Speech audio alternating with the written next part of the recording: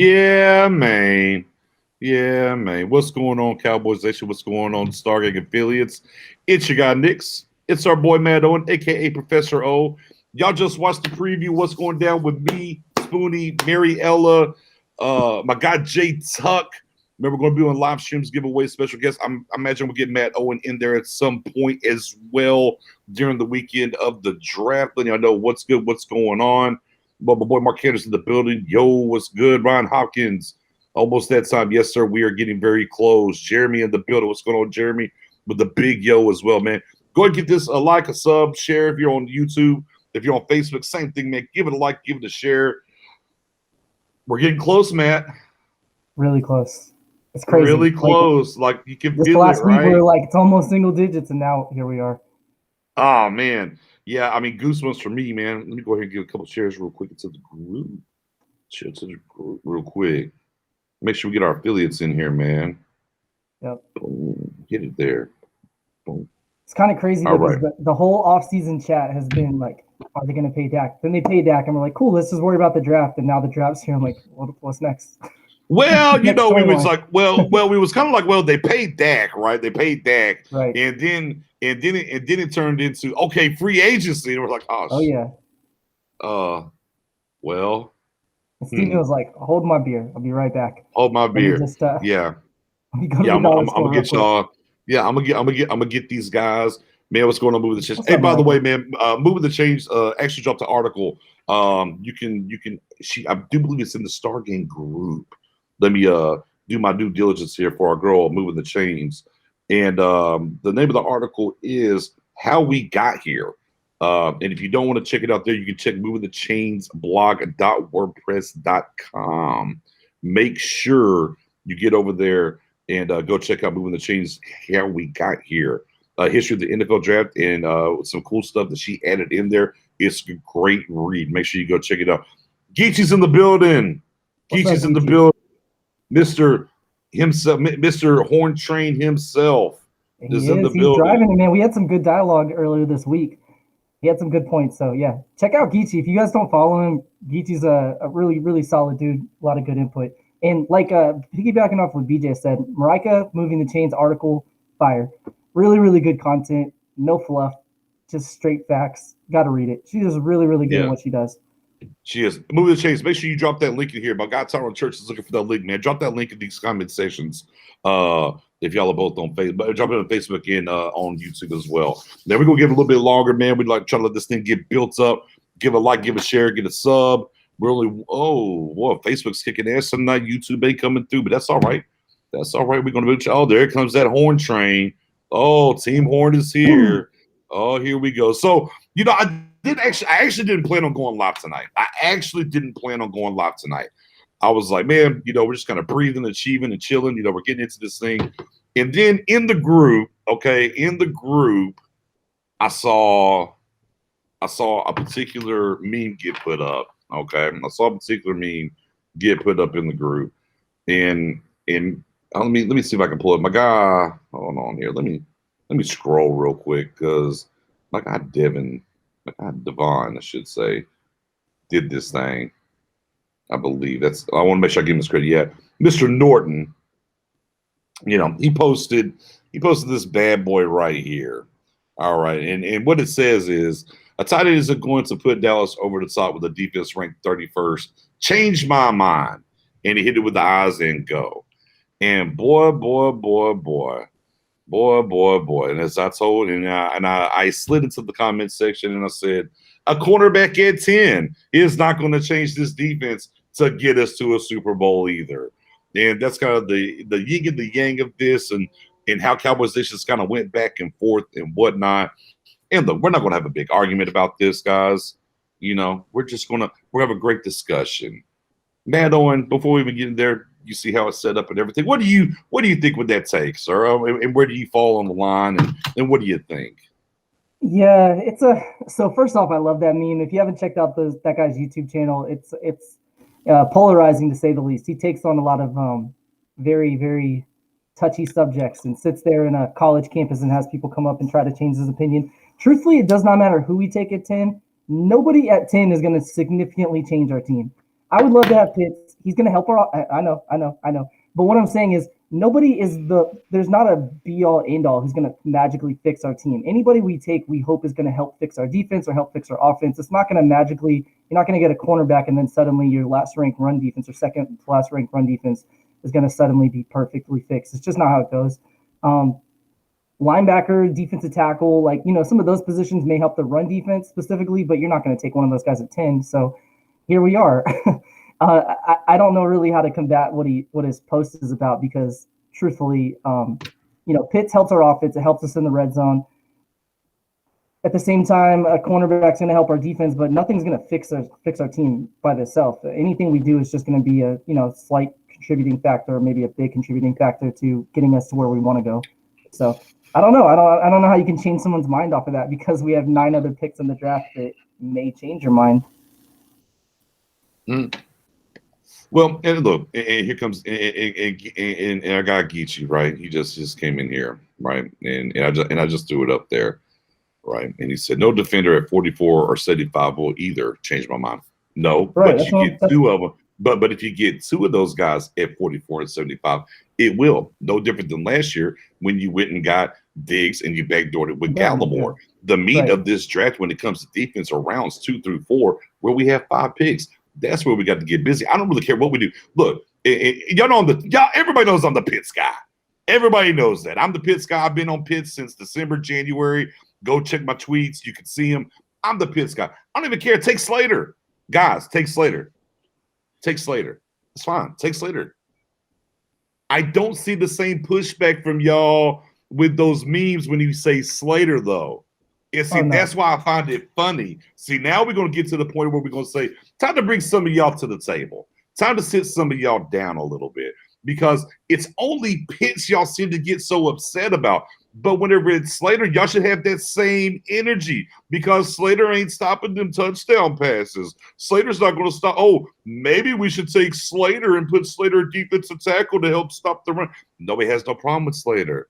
Boy, that's funny. But Matt Owen, you've been pounding the table this whole offseason about offensive linemen in the first round. Let me give you your flowers and give you your due here. Sure. Yeah. So I'm not anti-offensive line. My point is, you should be able to fill offensive line positions in the 2nd through 5th round. If you look around the league, not just the Cowboys, not just any specific team, league-wide, teams are able to develop guys in the mid-rounds and turn them into starters. And we finally maybe did that with Connor Williams. I mean, he was not too good his first 2 years, and last year was PFF's 19th ranked offensive guard, and fans want to move on from him. So it's like we finally do develop somebody, and everybody wants to show him out the door. You don't have to get guys in the first round to plug and play. I'm cool with going in the first round if it's just by far beyond the best player available. I don't ever want to not go BPA. My point, though, is if you look at the conference championship games last year, you have 4 teams, 20 starting offensive linemen, 1 was a first-round pick. It's littered with guys in the 2nd, 3rd, 4th, 5th, 6th round. So you have to be able to develop, period. If you have to draft a guy in the first round for him to be a key contributor and you can't get guys later on, you have a much bigger issue than what's going on with your coaching or your quarterbacks or any other position. So, that's kind of my big takeaway is offensive line is a position you should be able to fill in the mid-rounds and develop. Maybe not every year. Maybe every once in a while you do go get that guy in the first round, but we've already done that 3 times in the last 10 years. At some point, you have to say, we've invested a lot of resources in that position. We have to get other guys elsewhere. So, again, if it's Slater's by far the best player, then you take him. But otherwise, if all things are equal, I'm going to a different position. Mm-hmm.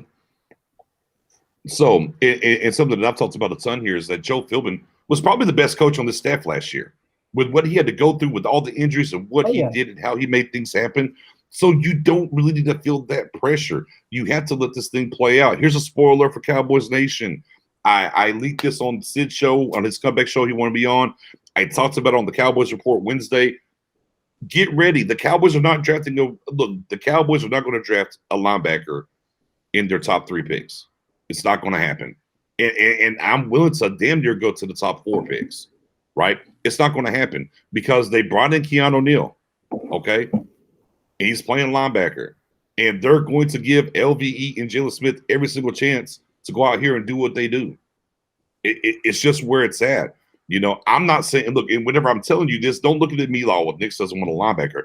Not what I'm saying. I would love, look, I found disabled. I'll talk about the JOKs of the world, the Boltons, so on and so forth. But it's just not, it's not going to, like, even the idea of trading back and just taking the Joker, it's not going to happen, guys. It's not going to happen. It's not the trend they're on. They're going to look at the linebacker position next year and really go after it to fix it if these guys don't walk through the door. They're looking for Dan Quinn to fix them and LVE to be healthy. And when I say fix them, we're talking about Jalen Smith. And that's what it is. They're going to add a body, sure. It's not going to be high, though. Move that and move around on that thought process. What do you think about that? Do you agree or you disagree with that, Matt Owen? No, I don't disagree there. I'm like a lot of Cowboys fans where I'm like, I would like to see us address linebacker, but I'm looking at, first off, teams don't invest high picks in off the ball linebackers. It just doesn't happen. The guys that they spend high picks on are going to be those 3-4 stand-up offensive or outside linebackers that are really more pass rushers. And if you're looking at linebackers in whole, people are like, well, we need one. It's a position of need. And while that's true, we're going to spend a lot of our time in nickel. We are. We're going to spend a lot of time in nickel, and you're not going to have three linebackers. Nickel's basically your base in this NFL. Right? League-wide. It was 62% was the league-wide average last year. So you're bringing an extra defensive back and not having three linebackers on the majority of your snaps anyway. So while it is a position of need, it's not something you have to reach for, and teams don't typically like to invest heavily with off-the-ball linebackers. So, yeah. Also, kind of going back to offensive line really quick, BJ and I did a video. I think Spoonie was on with us too. Yep. And people are talking about, we got to get back to the Great Wall. None of the Great Wall was first-round picks. None of them. We went pick by pick, year by year, starting fives, changed, new guys came in, new blood, some players switched positions. Our greatest offensive line a lot of them were journeymen. Yeah, a lot of them were journeymen. Yeah, two of the big three were undrafted and had played 7 years already before they became the Great Wall. So sorry to switch subjects. I just want to throw that back out. No. That's fine. That's fine. And again, when you're talking about it has to be impact. Okay, it has to be day one starter, right? And that's some of the idea. If you take a guy like Penny Sewell, is he really going to play guard? He's going to replace Connor Williams, and you got to wait for an injury, right? And then if you get to Slater, I think Slater would walk in day one and replace Connor Williams. But there's some impact there. I'm not saying that there's not. But when you talk about any other position, tied in, if that guy walks through that door, he's day one starter. He changes this thing. It's really this simple. Teams are going to be forced to go to dime and nickel, and they're not going to be able to match up with us, period. It's just what it is, right? And that's the impact. The red zone, amongst other things, and attacking the middle of the field, if you go get a pitch, Slater can contribute to this thing. And if it is cornerback, then so be it. I'm not against that. I've told everybody, look, if it's cornerback, it is what it is. As long as it's not defensive end it's in, I'm cool. I'm hella cool. So you're not going to be excited with Kwity Paye at 10? Is that what you're saying? No. Does it mean that I can't say it the channel, or you'll never? Yeah, no. Don't you dare name that guy either. Yeah, man. That whole promo we ran at the very beginning for the draft and everybody come through and holler at us. Yeah, that is, man. I'm shutting down, and I might not come back for the rest of the draft. I really don't know. But we've been stuck in this rut, Matt, that the defense can't get better if we don't take defense at 10. Right. How do you feel about it?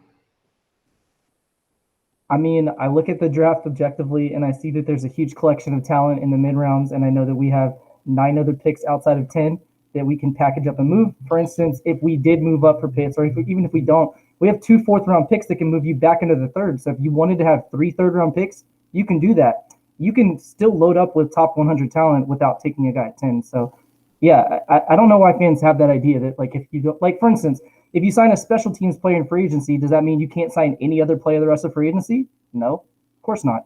Same thing with, and obviously that's kind of a bad example, but that's what the Cowboys did, so that's why I brought that up. We started it out with the special teams player, and we still addressed defense. We still got interior run stoppers. We still got a linebacker. We still got 2 safeties. So, I mean, it may not be a splash, but we still addressed needs. So, yeah, I look at it the way that a lot of fans are kind of latched on that whatever we have to do at 10 has to be a defensive player, or we didn't address the defense. And we have plenty of other picks that we can package because we're not going to take 10 players in the draft anyways. So let's package them and move up. Right. And look, and there's Get You right there saying we won't use all 9 picks. We have 10 picks. We won't use all 10. But that's why I in don't think we rounds use 2, 9 3, either, so he's still not wrong. We're not going right. to walk away with 9 players in this draft. Yeah, because I mean you're picking in rounds 2, 3, and 4, and you have 5 picks in those 4 rounds. Right. Right? Move up. Go get your guys.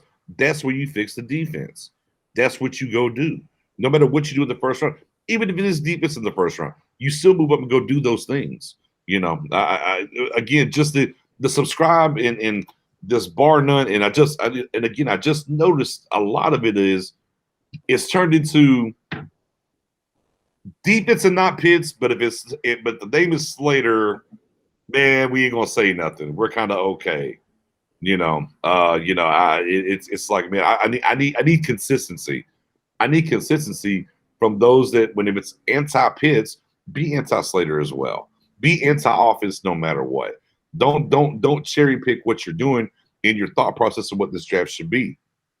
At the end of the day, I do wonder, there's a lot of people, I mean, do we just want to take, trade away the picks? Let's shrink them from 10 to 6. All defense, no offense. Would that make people happy? Would that make you happy if we just shrunk them down? We traded up and everything. We went from 10 to 6, Matt Owen, Professor O, and it was just all defense. I mean, I want to fix the defense as badly as anybody, but no, I don't want to go all defense, and then I don't want to go all offense. We have plenty of holes in both sides we need to address. So, no, that would not make me happy. Plus, if I'm trading up, I'm not taking a defensive player. I'm just not. I feel very confident that you will get the best defensive player available at 10. If anything, maybe one guy goes before us, but it's not going to be a huge run of defense. So there's no reason to trade up if you're going defense, unless you're trading back into the first round, and that's a whole different conversation. And I'm all on board on that one. So we could have that conversation anytime. We don't have to go all offense or all defense. We have plenty of holes. We need some offensive line depth. We could use a speed receiver. We could use a tight end with athleticism. We could probably even use another running back potentially in a later round who could, be a special team or a return guy. So, yeah, either way. And that's the point is, like I think people need to understand, we're going to take some offensive guys in this draft. Albeit 10, not 10, wherever the case is, we're going to take offensive guys this draft. And it just kind of seems like some of Cowboys Nation, and especially in the group and people that we're talking to, is like there's no way, like you just don't do it. And it's like, come on, man. I guarantee you, as me and Norton was talking in the group earlier, I'm like, man, look at the defense. D-Law, 2nd round. Okay, all right. Randy Gregory, who would have been a top 10 pick without the weed issues. We know that. 2nd round. And you don't have to worry about those issues from him no more. I'm excited to see him get a full year finally. At the end of last year, he should have got more cuts and more opportunities than Alden Smith was getting because he was playing better, right? Well, you got Stephon Diggs in the 2nd round, okay? You know what I mean? You got Gallimore in the 3rd round. Hell, even Tristan Hill before the injury is playing well, 2nd round. Everybody loves Donovan Wilson, 6th round. Yep. Right? Hey, even before these things were happening, everyone was in love with. Everyone loves J. Lou, right? Yeah. Everybody, we want him in the slot all the time. 3rd round. So y'all really got to start looking at this thing and understand if it's Pitts or offensive lineman at 10, like this defense will get fixed still. Like you can still go make way with this team defensively, whether you trade back early or late in the first, or you come up and get your 2 2nd-round picks, things that you can do. You can win still. And I don't as we're getting close to this and we're getting this fodder and all the smoke from different situations and things that are happening, man. Man, I look around, man. I as I was at work, I kind of dipped through Twitter a little bit. I was like, ooh. And then when I got off, I kind of dipped through the page today. I was like, well, people are losing their mind a little bit here as we're getting here towards this coming Thursday. They are, yeah. I'm seeing a lot of hot takes out there lately, and it's interesting, and that happens every draft season, so I'm not really surprised. We always see guys that kind of come out of nowhere from the media and fan base where people start really pumping guys, and that's fine. I mean, we all have our own opinions, but there's some really, really hot takes out there right now. And I don't know if I'm on board for some of them, but I appreciate the conversation. I like engaging with people, whether I agree with them or not. So, yeah, I've seen plenty of people say Slater above Sewell. all things equal, I've seen plenty of people say Zach Wilson over Trevor Lawrence, and they ultimately may be correct. I see people saying Justin Fields is the best quarterback in the class, and I love Fields. I'm a Georgia fan, so I'm not saying they're wrong. It's just kind of interesting to see how the draft progresses because we go through the actual tape and then we go to the pro days and then kind of the over analysis period where the combine, which we didn't have this year, kicks in, and then you start seeing media draft guides coming out, and then suddenly opinions change drastically in players. So it's kind of interesting to see who people will latch onto and who they don't. Like, for instance, Patrick Surtain is a name that our fan base, if you look at Twitter and don't look at Cowboys postings, collectively, the NFL fan base is much higher on Patrick Surtain than the Cowboys fans. For whatever reason, Cowboys fans are out on him for the most part, and on the horn train or trade back or something else. It's just kind of interesting. You think if you watch them play at all, whoa. Go ahead, yeah. Because let me tell you why. Because they want a dog, Professor O. They want a dog, right? And then you miss out on Ramsey, so you got the contingency of Cowboys fans that wanted Ramsey, not Zeke. So this is their second coming of Ramsey, right? And then on top of that, the other people that are upset about Dez Bryant or whatever and how he was that guy for office, you're like, oh, Horn's going to be there for the defense. And look, I think we'll all admit we would like to see more fire from the defense for sure. Nobody's going to disagree with that. But I mean, that's part of the Horn allure for a lot of Cowboys fans is they feel like it's something that's been missing in this Cowboys defense for a long time. And I can't, and look, and I won't fault them for that. I definitely get that side of it. I definitely understand that side of it. But, on the same token, some of this extracurricular slander towards Surtain is very funny to me because, they cherry, because what I've watched over the past 2 weeks, let me ask you this, Matt. They've really gotten, like, I'm not talking about Cowboys fans, I'm just talking in general. Boy, they kind of cherry pick some of these Horn stats. Oh, yeah. Brother. I was on that today. So, for instance, sorry to jump in, but I heard Horn put the clamps on Kyle Pitts. So, me being me, I did what I did. I fact-checked it. Horn lined up on Pitts 8 plays.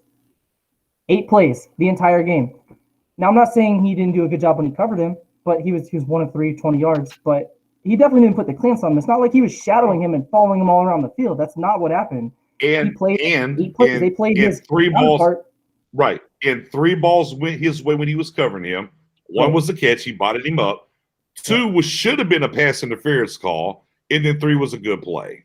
Oh, well, for sure when he ran the whip route. Pitts killed him on the whip route. He mugged him, grabbed him. It should have been flagged, but it wasn't. Whatever. But the stats reflect, the end game was 1 out of 3, 20 yards. But still, that's more yards than Surtain allowed. He didn't have a pass breakup. Surtain did, but for some reason, Horn put the clamps on him and Surtain didn't, and I don't understand it. I'm not out on Horn. I just don't understand this idea that fans seem to think he's a shutdown corner that shadows receivers back and forth, and he covered Waddle the whole game and somehow also covered Devontae Smith the whole game and also covered Judy the whole game. But they only use the Waddle numbers against him. They don't want to use those Devontae Smith numbers on him, though. Smith beat him 3 times in the first quarter. Nobody talks about that. Nobody mentions it. And then they bring up the Seth Williams, and I'm like, we don't talk about the 44-yard gain where it should have been a walk-in touchdown if it's a better throw, right? We just kind of glide past that and say 2 interceptions. And again, I'm not against Horn. I don't understand the narrative switches. No, Paige, no, sir. No, sir. You're not going to get out here with this Horn is no Fred Smoot. No. We are not disparaging J.C. Horn that much. Don't you do that. You got to go back one comment, too. He also said Horn at his ceiling is DJ Swearinger, a safety, so I don't understand that one at all either. I'm not – I mean, he only played at South Carolina, but I'm not seeing that comparison there. My guy Jay Tuck – let me ask you this. My guy Jay Tuck put these out here. He put these 2 things out here whenever it comes to J.C. Horn. He said his floor, right, former Cowboy Mike Jenkins. I saw that. Floor. He said his ceiling, right, is the one and only Jalen Ramsey. How do you feel about those 2 things there from Jason? I don't know. I really don't like comparing people's floors and ceilings Like to players it's hard to project. It's hard to project. disparaging, and it's disparaging to Mike Jenkins to make him seem like he was a scrub who was never a competent NFL player. Because I don't know that Horn's ceiling is really that, or I mean, floor is really that. And I also don't personally think his ceiling is Jalen Ramsey. I don't think he's quite as good at making plays on the ball as what Ramsey is. I see the comparisons and why people may go that route, but I personally don't think he's even close to the prospect that Ramsey was coming out. Because the question is, if you had Horn in the same draft class as Ramsey, head to head, would anybody consider him over Ramsey? No, of course not. So is that really a ceiling? Probably not. Let's take it a step further. If Horn and Patrick Surtain Jr. were in last year's draft, are they top 10 picks? No. Neither one would. And Okudah obviously didn't have a great rookie season. None of the first round picks last year, cornerback wise, had great seasons, but he would not have been taken over Okudah for sure. And keep in mind, he wasn't even cornerback 1 for people 2 months ago. He was cornerback 3 for most people. He's kind of a newer addition to that fray. And again, I'm not against him. I don't understand the narrative swing here. How can you give up more yards and not have a pass breakup over somebody who gave up less yards and then you clamped him down, but the other guy didn't? I don't understand the math there. Well, no, let me ask, because I mean, they said, I saw a lot of people out there. Today on Twitter, again, it's gotten wild. Oh, well, J.C. Horn is Peters. I saw some of those takes today. I saw that one too. Yeah, so Peters, for the record, had 11 interceptions in college, and in the pros has been a ball hawk. They're not even close to the same prospect, player-wise. They're different guys. Peters is much more aggressive. He goes for the ball. He's also a little bit smaller than Horn. He gets beat more often. They're not the same player. So I don't really understand that analogy. It's almost like when I saw that take, I'm like, y'all just want to pick somebody to the Cowboys, like fans are like, oh, he's this guy. Oh yeah, let's get him. They're not paying attention the whole nine. I was like, no. Look, and again, as I went back and forth between Surtain and Peters, Horn. Boy, there's things I like about Horn more than Surtain, but then there's things I like about Surtain more than Horn. So I'm not, and I find it very interesting as well now that Brian Bruce dropped it out there that the scouts like Surtain, but the coaches like Horn. Do we think let's go and say, Pitts is off the board. We're looking there, right? We're looking there. And it's going to be one of these guys. Let's say they both make it to the board at 10, Surtain and Horn. Man, do you think that's going to be? Are you buying what Brian Broaddus said there, Matt Owen? I'm not. No, I'm not. I'm not. Okay. I feel like Broaddus, since he stopped working for the Cowboys, has been. I'm not going to say he's Mike Fisher, but I'm saying he's going a little bit more with the clickbait. Let's start the conversation. I don't believe that's the case at all. I feel like the scouts and coaches, and the other thing I would say too, taking a step back, is I know we have new coaching staff, so I'm not going to blame former coaches from overseeing the scouts' opinion and why we ended up with guys like Taco and Tristan. But I feel like our scouts have a pretty good reputation within the organization, and having new defensive coaches, they'll have some input.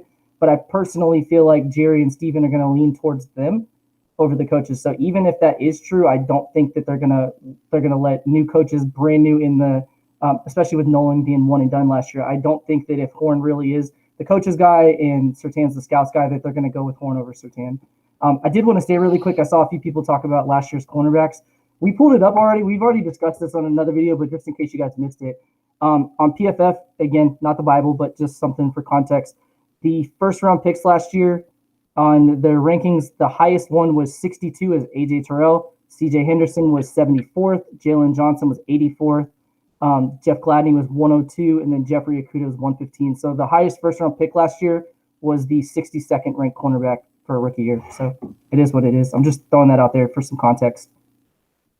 Well, I mean, and be clear, the Cowboy. I mean, Mike McCarthy himself said they're subbing to the analytics of who?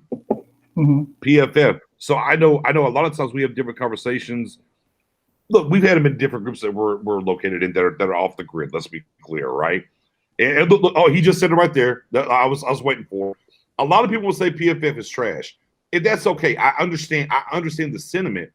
What I'm telling you is, though, You had your head coach talking about analytics and what are they going to start subscribing to?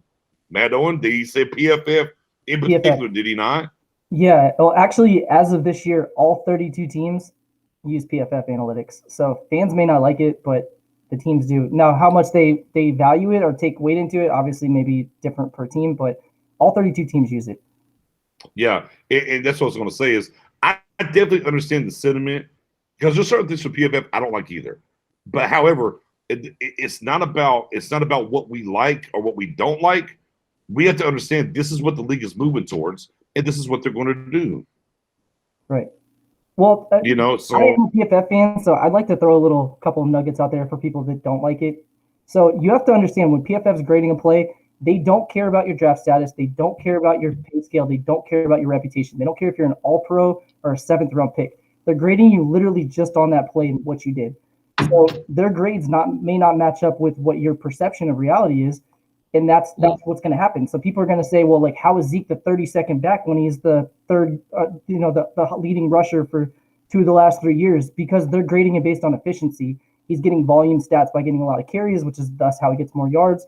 And then they're looking at another guy who may have like 15 carries for 120 yards and a touchdown, broke 5 tackles. And they're going to say that's a better day, even though Zeke ran for 130, but he did it on more carries. So that's kind of the context that gets lost when people see the grading. They don't understand the breakdown and how it gets there.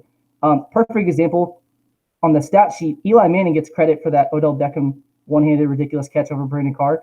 It was an off-target throw that should have been incompletion, and Odell made an incredible catch.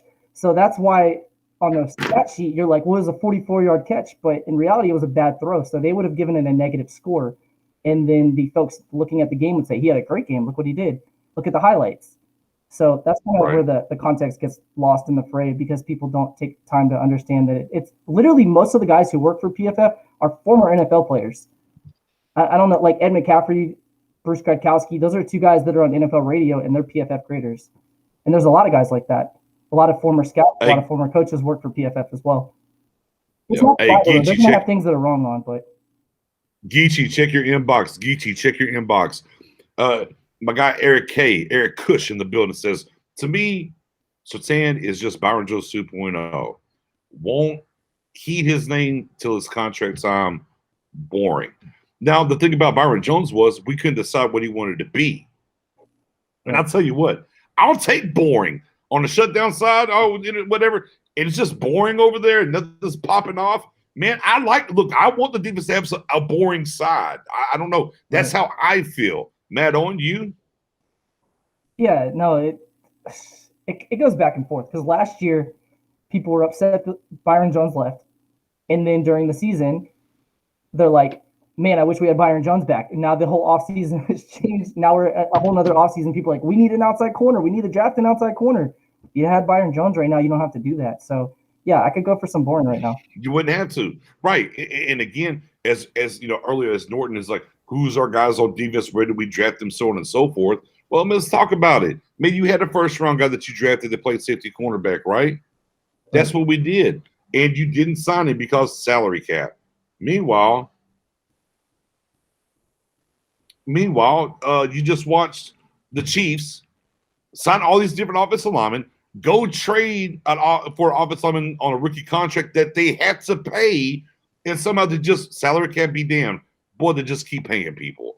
You watch the Cowboys, have a Hitchens from Iowa that they drafted, or a Damian Wilson from Minnesota that they drafted at linebacker. They chose not to pay them. They were the starting linebackers for a Super Bowl winning team and a team that made it to the Super Bowl. Like, these certain things happen. Like, we draft well. Look, and by the way, sorry, I left that out. Neither one of those linebackers I just mentioned were drafted in the top 3 rounds. Go figure. Right. So, yes, when we talk about this scouting crew and what they do their due diligence. They are good at what they do. But we have to understand the Cowboyization with these linebackers that are here right now. And the good story and clear eye view in the second round. And you got LVE, the Wolf Hunter. And it sounds really good in the first round. They're not going to go get a guy to upset that room. They got Neal, and that's that. Good luck, 1 year, and then we'll figure it out. They're not going to go high on that. But we've drafted well, and the point is, later in the draft, the Hitchens, the Wilsons, you can go do things. What they have to get better at, to me, in my opinion, Matt Owen, is understanding who they need to pay to stay and who they need to let to go, right? Right. And because they've chose to pay some guys to stay, right? A Brown, right? Which, okay, okay, Brown at corner, versus letting a Hitchens go at linebacker. Right. No, and that's one of the things too that fans want it both sides. We hear fans all say all the time, if we would have signed Dak early, we would have gotten him cheaper, which is true. I don't disagree with you. I was on board on that one. However, if you look at the list of guys we've signed early recently, we've whiffed a lot. We've if you had an extra year of tape before signing Jalen, we probably don't sign him to quite such a big deal. Same thing with Zeke. You can look at a lot of the guys that we've signed recently early, and it has not worked in our favor. So it's tough. Fans want it both ways. I did see a couple people talking about takeaways and bringing up Byron Jones. It's kind of interesting because Byron Jones was a shutdown cornerback who didn't get takeaways. That sounds awfully similar to how people describe J.C. Horn. Isn't that interesting? Because the team that wins the turnover margin wins 78% of the time over the last 5 years. He had 2 interceptions, both in the same game, and then that was 1 out of his 30 games. So 29 games with no interceptions. So people didn't want Byron Jones because he's boring and doesn't get takeaways, but they want J.C. Horn, who doesn't get takeaways. He's a dog, man, Owen. The swagger when he's a dog. I mean, swagger looks great, right? You first guy off the on the field with the visor and the all the gloves and all that. It looks great, but does it really win you games? Because Cortland Finnegan was a dog. I don't remember his team winning. Josh Norman's a dog. Don't remember his team winning. You can also name guys that were dogs that their team did win, but my question is, do you really want the outside corner, so the guy furthest away from the ball in the defense, to be the guy that's the leader in swagger, mentality, dog, whatever you want to use, of your defense? You want the guy closest to that. So that swagger, that guy who's the leader of your defense, you want to be a defensive lineman, defensive end, linebacker, somebody in that front seven, at the worst, a safety. You don't want the guys furthest away because they're only impacting half the time. They're outside. Most of the plays are not going to go their way. So I'll tell you what. Tell me. Let's hear it. Let's keep it a buck. Let's give a J.C. Horn fan a chance to come on here and rebut anything that's been said about him. Because, hey, look, let's do it. So anybody that wants to preach for J.C. Horn, by all means, we'll let you on. We'll let you on. I try to get Geechee. Too bad Mendoza's not here. Come on, man. Mendoza he's in the car. Geechee told me he's in the car and he's got to use the phone. I said, well, just use the phone. Right. Hit the link. And I want to be clear. I'm not out on Horn. If he's our pick, I'm cool with it. I just don't understand the fans that say we need takeaways. Let's draft the guy that doesn't get takeaways because he has swagger. It doesn't make sense to me. One interesting thing, our friend of the show, Jay Tuck, said, well, how about if we go Pitts at 10 and Asante Samuel Jr. at 44? Asante Samuel Jr. does get takeaways, and he has that dog mentality, and he has a swagger. So that's kind of best case scenario for me. Right. What do you guys think? Moving the chains. By the way, for those that got here late, great article. Great article. Make sure you drop the link, Moving the Chains, in the chat on YouTube, and I'm gonna put it up for the people on Facebook so they can see it as well. Dropped a great article how we got here. Talking about draft stuff, just really good stuff. Man, she does a great job. She has this question for us. What about Barrymore at 10? You want to go first, or you want me to go first? Your call, Professor O. You go first on this one. You go ahead. Okay. No way in hell, if you will. Right. Now, yes, we do need a guy at one sec. We do need some things at one sec. We need some things to happen. But with that being said, there's no way you can take Barrymore at 10. There's going to be two. Look. Now moving the chance. This is going to get her riled up. I'll take Parsons is all the way off board. Like I did my top 25. If y'all missed it, hit up YouTube. We ran a show last week of our top 25. Micah Parsons is not in my top 25. I don't want him on the team. I think there's issues. However, gun to the head, it's in. If you tell me Micah Parsons or Christian Barrymore, I'm taking Micah Parsons. And that's where I'm at. I don't think. Look, Right. and I'm not saying that Barrymore shouldn't be a first round pick. I'm not saying that. I'm saying there's no way in hell it's in. Parsons over Barrymore. I'm sorry to trigger you. Go ahead there, Matt Owen.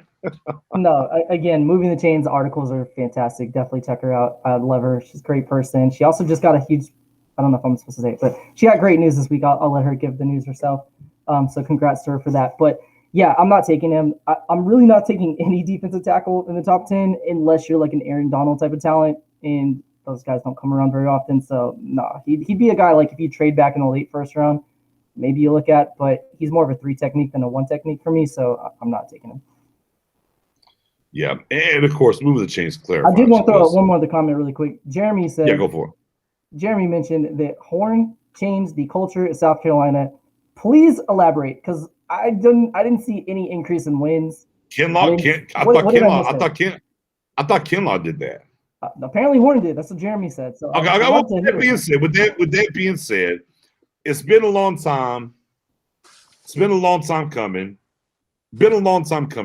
My man Geeche's been hitting me up. He's like, Nix, damn it, you got to get me in here. Yeah. You gotta get me in here. And I said, man, I'm gonna get you in here. I promise you, eventually I'm gonna get you in here. Well, dadgummit, Geechee, here you are, live and in the flesh. I'm here. One time before you get started, because I've been watching you starting to grow your social media and everything else. Man, let the people know exactly where they can find you, brother, before we get started here. You can find me on Twitter at Carolina Geach. It's Jock JACQSR Senior 843, and Facebook Geechee Cowboy. I'm with Boss Cowboy Sports. Yes, sir. PCS in the building. Yes, sir. And we are big fans of y'all. So you can find me on Facebook at Geechee Cowboy Sports. That's where I'm at. Okay. All right, Geechee. I'm gonna tell you what I'm gonna do for you. Not only are you here, I'm gonna give you that solo. Give you that solo, and I'm gonna let you rock about your boy JC Horn. We're gonna come back and talk about it. You ready? Let's go. Let's go. All right. My guy Geechee in the building. Let's go. All right. So JC Horn, I just love everything about him. His makeup, mentality, how he got better every year. And a lot of people want to focus on this 2018 and 2019 tape. But if you look at that game where Devontae Smith beat him and he was playing more so trying to jam at the line and use his hands, and he learned that smaller, slippery receivers was going to get the best of him by playing that way. So in 2020, he switched his technique to more of a shoe shuffling and mirroring the receivers off of the line and working on his hand placement, and he became a way better corner. So to see him develop and learn from Smith beating him like he did, it shows me that he's going to be a hard worker and he got the mentality to be the best and he want to be the best. And if we want to go through the list of wide receivers he covered, he may have covered probably the toughest gauntlet of any cornerback in this draft. Like almost all NFL wide receivers he lined up against for more than 3 or 4 snaps. And I just envision you bring him in with Diggs. Now you got your 2 outside cornerbacks set for the next 5 years. And then you can just keep adding talent to that defense. And I do like Pitts. He is an exceptional player. I wouldn't be mad if we draft him. But I just think JC Horn is the guy for this defense. Bada bing, bada boom. My guy Geechee, first time on in the car. I don't know what's down in his hands, but that's okay. We approve any. Okay, I'm gonna say we approve any and all. It don't matter. Okay, I like to take Geechee. I like to take, brother. I like to take. Matt Owen, what would you like to say before we get into it? Yes. First of all, Geechee, glad you're on, man. I enjoyed chatting with you on Facebook. I thought we had some pretty good dialogue back and forth with Longhorn. I'm not going to dive back into that. I do want to let you know really quickly. So you said that you saw a big difference between his 2019 and 2020 tape. My boy, Oliver Davis, is a defensive back coach that works with JC Horn, and he's going to be joining our show, I believe, sometime this week. I'm going to let BJ know when he's available. He works with Tyrann Mathieu, works with DJ Swearinger, works with AJ Boye, works with Jalen Ramsey, works with a huge list of NFL players, Javon Holland, Andre Sisco. Dude's the truth. But I'm gonna have him on. So, anyways, yeah, he kind of helped with that. But 7 games last year for J.C. Horn. He did play better. He had a ridiculously low passer rating last year. He went from in the mid 80s, 2018, 2019 to I think it was 59 last year. So there was a big difference there. Still allowed 3 touchdowns and 8 receptions. So eight receptions and 24 targets is pretty good. It's 33%. So we did see a big difference there. My question to you though is he a guy that's going to what are you wanting him to do? I guess is probably the better starting point. Do you expect him to be a guy that's shadowing the field, going side to side? Do you think he's going to be a guy that stays on one side of the field? What are you envisioning for him in the next level? We'll go from there. I think you can use him in any scheme, honestly. And for Dallas, I know Quinn runs the cover 3 scheme, but it's not all zone. There's variations of man in that scheme too. So Horn could be in our defense the fast guy that can cover your fast receivers, and you can put Diggs on your bigger receivers, and you can kind of play match up. Bro. Let me ask you a question, Geach. We saw all these 40 times. I mean, you had these talks too about these 40 times. You think your man's 40 times legit though? It's real. Oh, but it's real. I mean, I'm gonna sell a lot of the other guys. I'm from South Carolina, so I, you know what I'm saying, I paid real close attention to JC since he came in. And you can ask Oliver, Professor O, he was running full sub since he came in as a freshman in the USC. And you can see it on the tape that he can recover and his makeup speed. That 4.3 is real. Like, you know, and you're right, because the big thing about him in college, what he's, to me, the most exceptional thing that I saw from JC Horn in college, outside of I think he's a competitor. Number one, let me talk about that about JC Horn. I think he rolls out of bed and he's competing. If there's nobody else to compete with, he's trying to compete with himself. He's that kind of competitor. I do believe that about JC Horn.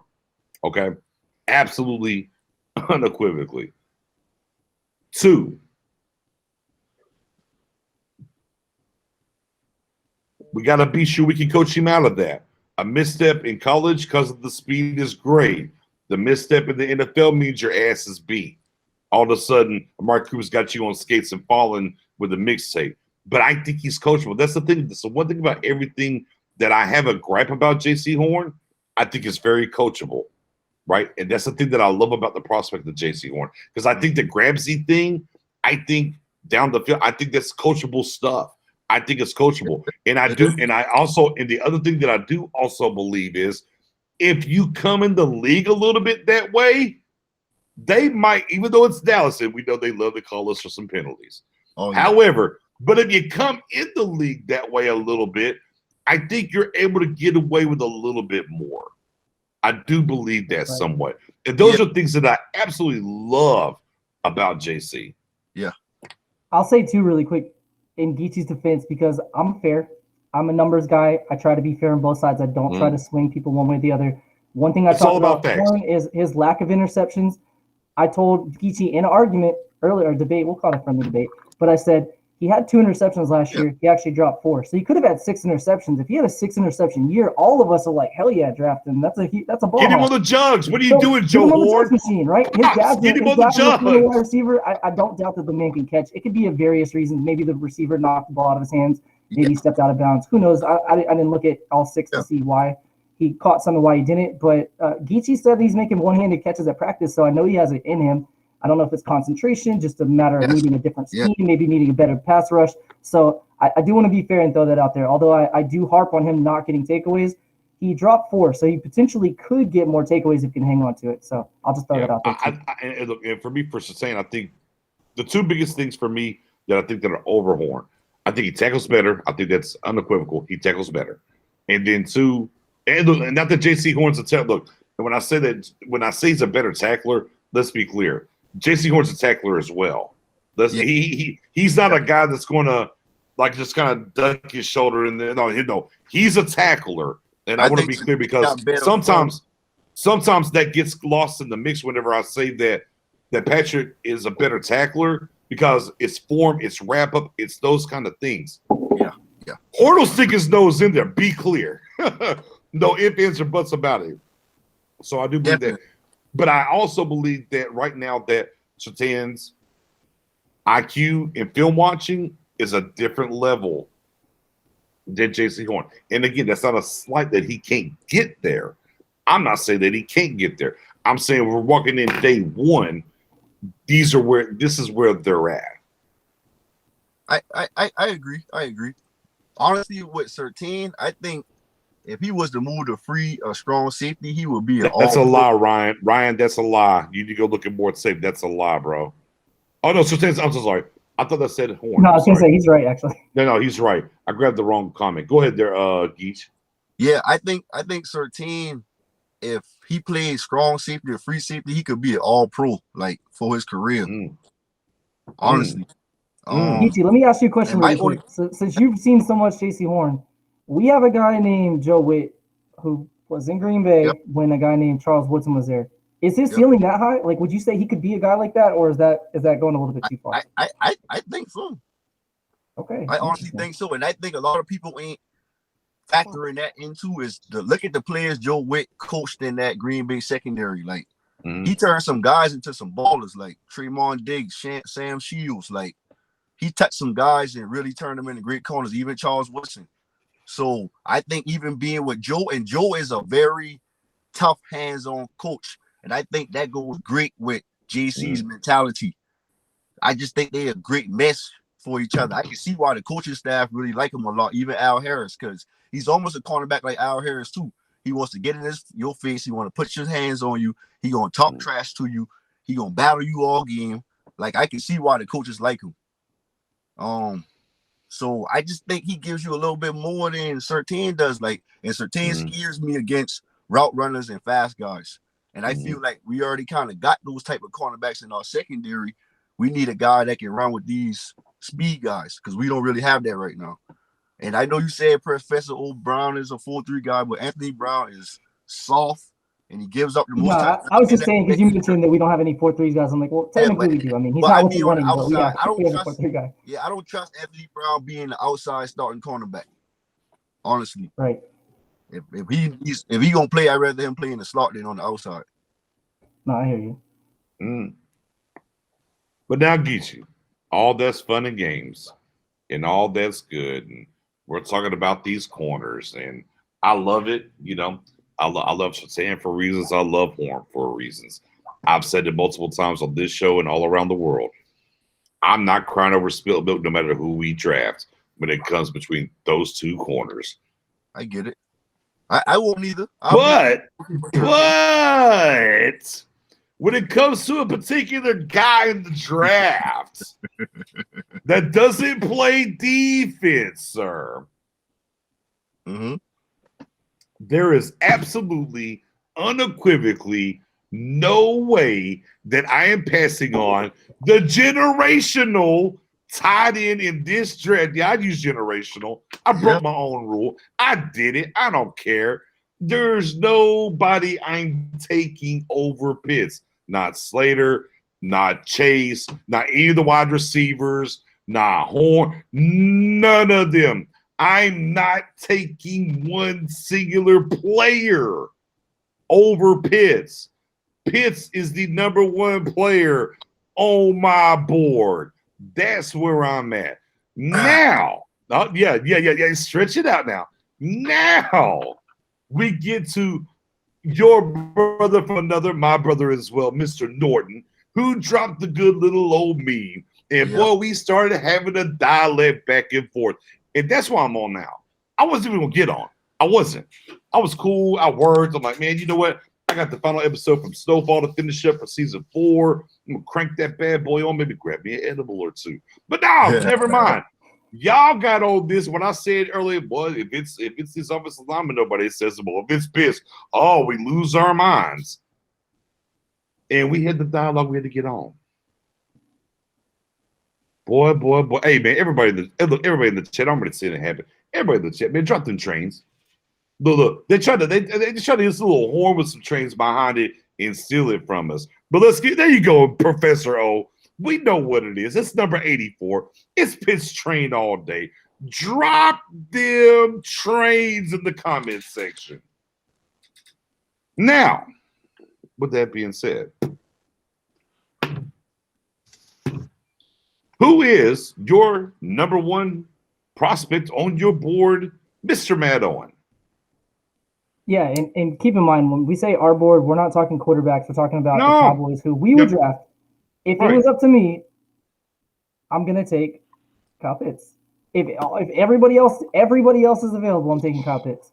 If I have to trade up for him, depending on how far I have to trade it, it may be a different conversation. Like I'm willing to go up to maybe 7 or 8, but I don't want to go any further. I'm giving like, them 75. 4 is off the board. I'm not doing that. Yeah, I'm giving them 75, man. Or I'm with you. Go ahead, talk to the people. Preach to them, brother. Yeah, so if it's like taking the 3rd round pick to move up, I'm all for that. I'll even throw in one of the 4s if they want. But Pitts is my number 1 player on the board. I just think he could add so much to our offense. We chatted about it before. Our red zone offense the last 3 years was 50%, 57%, and 51%. And that's talking about scoring touchdowns in the red zone.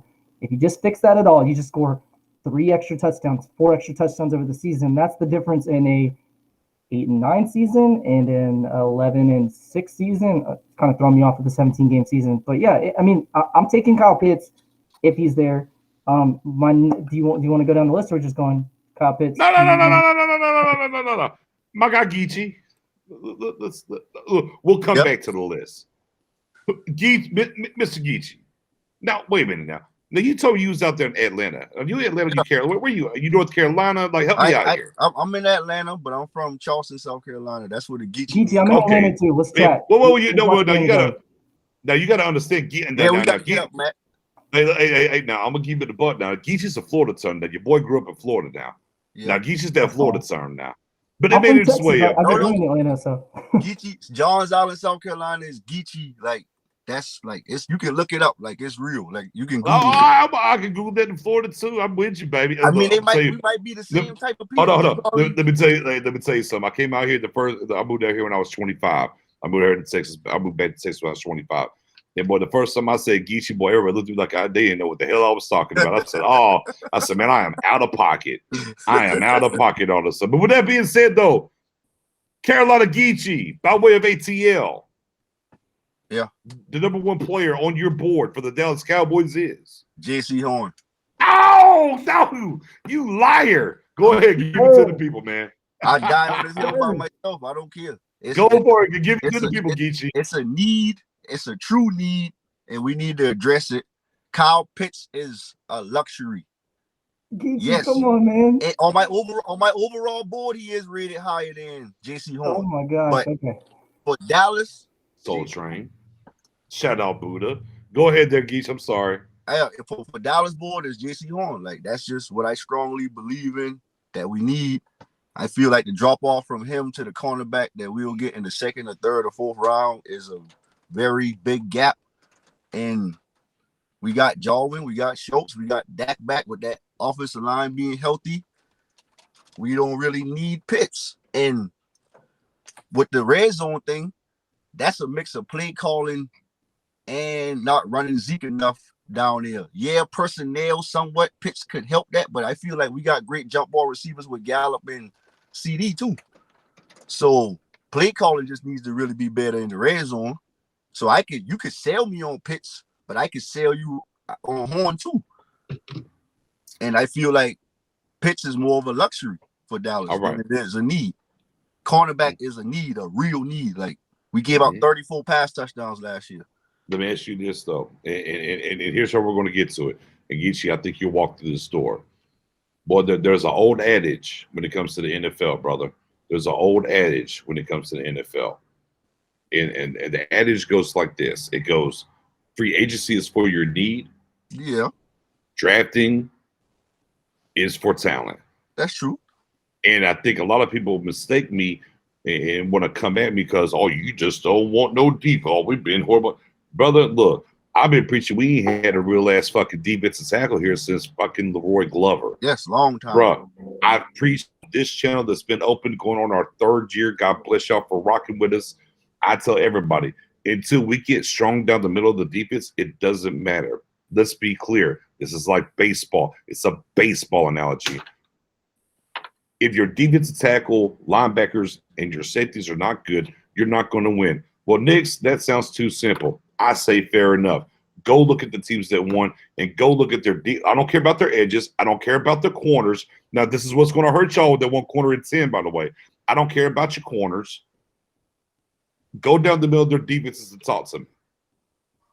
And what have we ignored in Dallas for 20 years? Defensive tackle, safety, middle of the defense. That's why you don't win. That's your problem. Because we can score points. We've proved that with Romo and them. We proved it even now and everything else. You haven't been strong down the middle of your the best you could say you were strong. What? Jay Ratliff, Brady James, and whoever was behind him, right? Yeah. And it still wasn't enough then. And those are the things that really matter. And here's the problem when we get to 10, guys. There's no defensive tackle or great edge rusher. There's just not. There's no safety. There's not. I get it that we're thirsty for defense. My God, we donned the name Doomsday, right? We looked at the 90s, what these defenses did, the Russell Marins, the Leon List, the Tony Tolberts, the Charles Haleys, the Darren Woodsons, the Brock Marions, the James Washingtons. Now, y'all notice I still named a cornerback yet, though, right? The Darren Lewises. Notice I still haven't named a cornerback yet, right? Because Larry Brown was a bum. Like Cowboys, they said, oh, Larry Brown's a bum. That's why we didn't sign him. Look what he did over here. What he was the MVP because of everything else around him. Only the cornerback that ever mattered in Dallas realistically during those times was Deion Sanders. Possibly the GOAT. That's not how it's played anymore. So we that's where our defenses were. We haven't been strong defense. Look, we went 5-11. We had great defense. Undersized linebackers, but great defenses here and there. But there's a Lord Glover in the middle. There was a Dat Wynn in the middle. There was a Darren Woodson in the 5-11 3 straight years. You had Leroy Glover, Dat Wynn, Darren Woodson. See what I'm talking about? Offense was atrocious. Couldn't score. Right. But that defense is still rocking. And once we got away from that, that's the problem. That's why I tell everybody, look, if we take a cornerback, I don't care what cornerback we take. I really don't. I think it's a win. I think both guys are going to come in here and be upgrades to what we have. We can talk about ceilings, this, that, the third, and argue some schematics. But I love both of them, and I really do. And I think both of them are going to be really good in the league, and we'll be lucky to have either one of them. However, you can wash that shit away, and it's not going to help this defense. Can I fight you? Look at your defensive tackles. Can I fight you on that? No, press back, hit me. Sure, All absolutely. Right. So you are totally right though. I mean, I can't really fight you on the D tackle and the middle linebacker and the safety. Like that is very true. Like you have to restart at those positions. Mm-hmm. But I will also tell you that it's this guy named Bill Belichick and the way he sees defenses is. Oh no, I love it. I love what you're saying. If you can cover on the back end, you can make up for not being great at those other positions. So I'll tell you what. So go. I'm sorry. No, I'm sorry. Go ahead. I'm sorry, bro. With Urban, which I think is going to be a very sneaky pickup that a lot of people ain't appreciating. I agree. There's people going to fall in love with Urban come training camp. Yes, and Hill and Gallimore, I think you got something going on right there. And if you find a true one-tech in the third or fourth round, I think you solid there now. So we all seen how Jalen and LVE played a couple of years ago, and we all say that we could keep them clean, they might can go back there. So really, we ain't that close to being bad up the middle. And then you add another lockdown cornerback on the outside, which can help you cover a little bit better. It can make up for maybe your pass rush if they can't always get home. If you can cover, because they all kind of go hand in hand and intertwine together, I think you still can make it work with getting a cornerback. And I hear you. What I would tell you is when you have some time, go look at those defensive tackles, linebackers, and those safeties on those same defenses that they won Super Bowls with. They had an elite cornerback too, though, right? No. A lot of them did. A lot of them. Bro, but you're Geechee, you're moving the goalpost now. Now you want to talk about the quarterback. You feel me? I'm just saying they had at least one good cornerback, even though they had great D tackle. Well, was Byron Jones a great cornerback in this league? Yeah, he was good. And no, he's a great cornerback. He's a great cornerback in this league. Yeah, he's all pro. All pro. We chose all pro, and we chose not to. Now here we got to do an argue about these cornerbacks. We dropped the ball on We Byron talked about Jones, the so we should Bucks have and paid the him Chiefs, before the we last offered two him Super Bowl champions, their cornerbacks. Go ahead. Wait. Go ahead, Professor. You've been out here on solid. Me and Geechee be going back. Our bad. You know, we've been waiting to do Geechee. Oh, you're good. Professor, You're good. I just want to interject really quick. Because he made a good point. A lot of those good defenses do have a good cornerback, but the last two Super Bowl champs, Tampa Bay Bucks, who was their cornerbacks? Anybody know? I'm sure some people know, but the majority of fans are not going to immediately be like, oh, they have this lockdown guy or this ball hawk. What'd you say? Jatavius Ward and Rashawn Breeland. Kansas City Chiefs. Breeland. That's who you're talking about. The Chiefs. I'm talking about the Bucks. Who the Bucks have? Oh, you said the Bucks? Oh, you know what? Me and my homeboy had this same conversation. I don't even know both of them guys' name. You know. And then if we go back 1 year, you have a cast off of the Cowboys and a cast off of the Redskins. Sorry, the football team. Yeah. So I mean, it's not like either the last two Super Bowl champs had a shutdown corner. I hear your point, though. I mean, I would love to have one. I just feel like fans overvalue that compared to the makeup of what a great defense has. You cherry picking them. No, am I? You said Super Bowls. I mentioned the last two Super Bowls. I'm just saying you go on the last two, but if we go over 10 years, the last five. Name the elite cornerback on the Super Bowl winner. Last five Super Bowls. Let's see. We had. I'll pull it. Let me see. I'll pull it. Gilmore. Gilmore. Let me pull it up. Gilmore.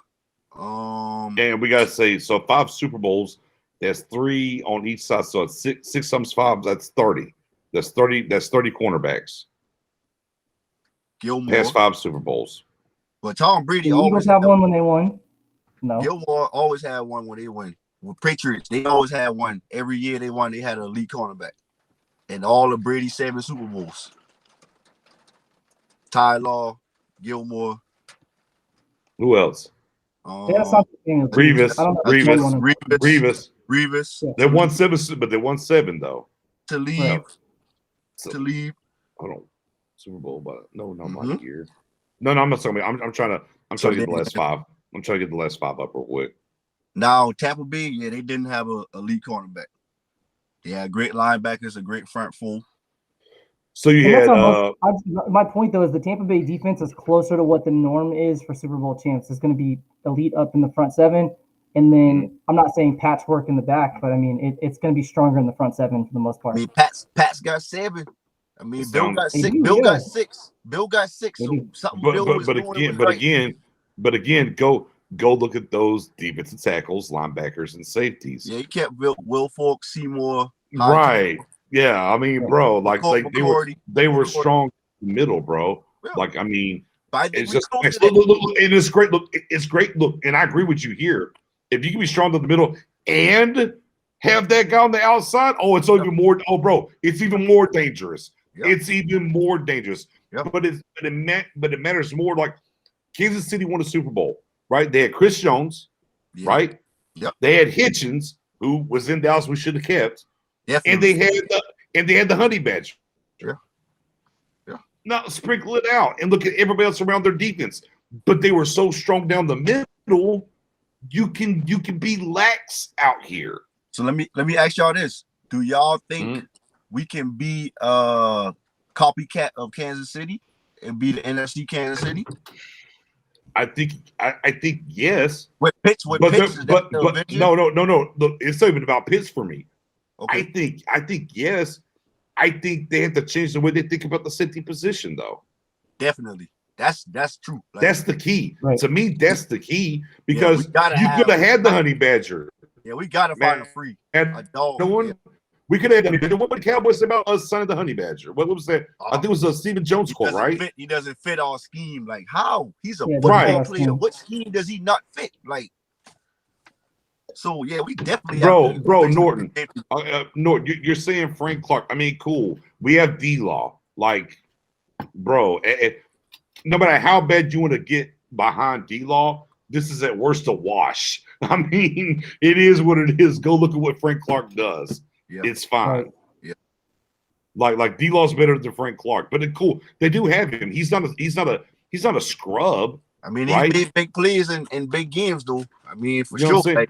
Like, He's not a scrub. and big games, Frank Clark has showed up though in the biggest games of the biggest. Like, but again, that's why I said he's not a scrub. no, he's not a scrub. He's not a scrub. But he's not elite though either. And that's what we talk about. No. If you're strong down the middle, where else do you really need to be elite at? Yeah. And our problem for 20 years is we didn't value defensive tackle, and we haven't done enough at safety. And we've had moments at middle linebacker, if you will. You know what I'm saying? Right. Yeah. We've had moments, you know. So, yeah, it's just one of those things. Now, leading into this draft, though, let's kind of pivot back in what we talked about here. And, Matt, I'm going to start with you. Corner versus Pitts. No, I'm joking. I'm BSing. I'm moving off of that. What do you think the number one thing is, though? Here's the real question. What is the number one thing, though, that you believe the Cowboys need to accomplish this draft in general? The number one thing? That's an interesting question. So, I mean, we have to fix the defense, or at least improve the defense at some point. Although the number one you do that is a defensive tackle, like a one technique specifically. We're not going to take one of those high. So all the fans that are talking about drafting at 44, it's possible maybe they go with Marvin Wilson or something like that. But I'd be very surprised if they went that early, a defensive tackle. So the McNeil fans and guys like that, I hate to break the news to you, but don't get your hopes up on that one. We need to walk away with at least 3 starters this draft. I mean, any draft class, you want to have at least 3 starters, especially when you have 5 picks in the top 100. You got to nail those. So I'd say we need to land at least 2 defensive starters in the draft at minimum, if not 3 on defense. And if you can get a guy like Pitts, then that's great. But yeah, we got to improve the defense. We definitely need an outside corner. We did not address that in free agency. The guys that we have currently, we don't really have 2 true outside corners, so we have to get an outside corner. So I'd say, whether it's pick 10, 44, 75, 99, or trade up, we have to walk away with the outside corner would be the number one for me. Yeah, I'm going to lose a bet on that. I am extremely shocked that we didn't go sign the outside corner. It's possible. No, it's over. It's over. I know it. I know the game goes. I know the NFL works. It's a wrap. It's fine. They're not but that's okay. I got another bet on Farley going the first round, so I'll just transfer that money. So it's a wash for me. But with that being said, though, Geechee, what do you think is the number one thing that the Dallas Cowboys need to come away with and do in this draft? Man, number one, that's hard because, I mean, if you really look at the grand scape of the team, it ain't really too many positions that we need starters at right now. Right. So not to be a particular player, it just one thing they need to accomplish. Well, I want us to address one tech. I want us to finally find a true free safety because he's been hurt, and behind him we don't really have nothing. So get me a free safety, get me a one tech, and then draft value after that, and maybe a linebacker too. So Geechee, you're trying to sell me on Hornet 10, and you didn't say cornerback's the number one need for us? Oh, come on, JC. I feel like it's hard to even say it's a number one need because we got a lot of holes we need to. So it's like a lot of things need to go together for me to say that we had a successful draft. But we got to find an outside cornerback. Like, we know that. Like, we have nobody else to play outside. So, yeah, for me, I think this draft is mission impossible. I'm sorry. I don't think. Here's what I truly believe. I don't think, even with 10 picks, guys, and we're talking about 4 of those picks being between round 2 and 4. They just let too much walk out the door, and they haven't replenished enough cupboards. It's mission impossible. It just is.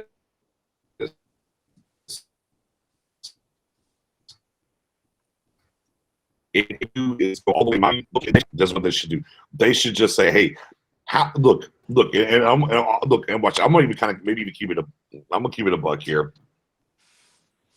Even let's look at the next year's first and what we can do, and I think that, to me, walking away with and I think my guy just said it right. 5 top 100 players would be amazing. That would be amazing. I think the Cowboys should look at any way, shape, or form that they can walk away with 3 top 50 players. Yep. I think one offensively. I think two defensively.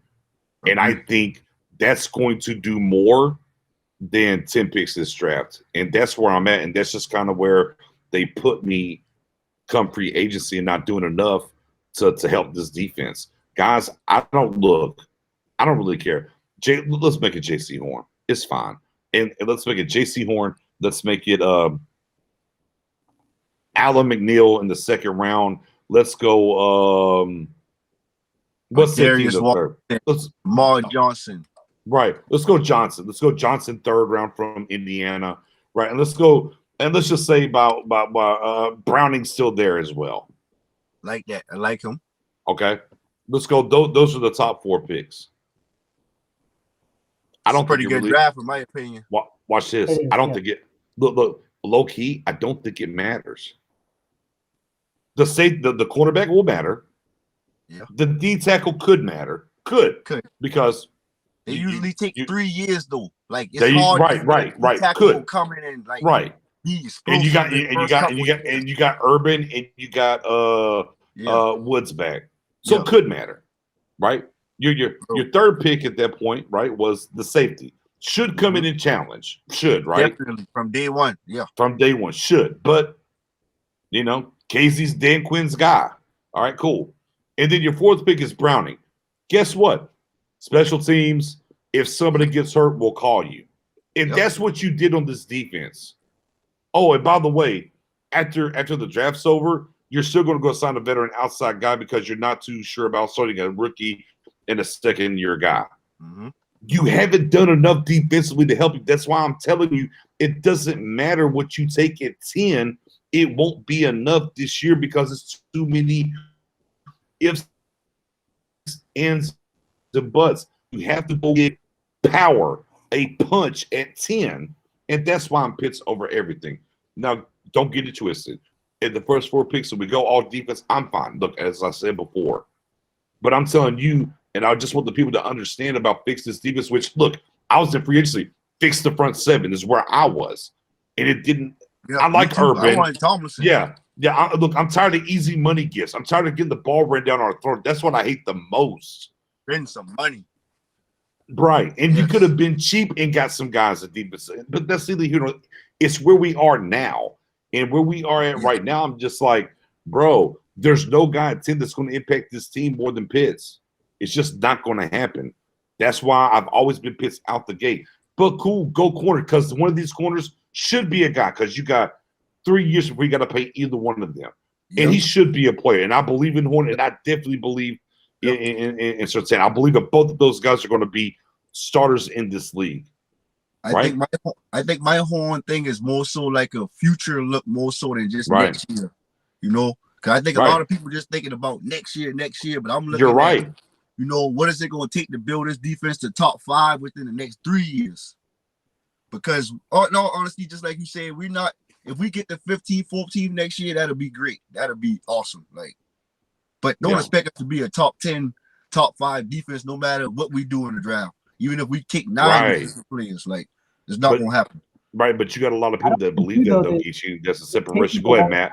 Too, though. I was just going to say, I'd argue the exact same thing with Pitts long-term, though, because drafting a guy like Pitts makes it a lot easier to absorb that loss of Michael Gallup or that loss of Amari Cooper, depending on which route they go next offseason. So helps sustain that offense, which is the core talent of our team right now.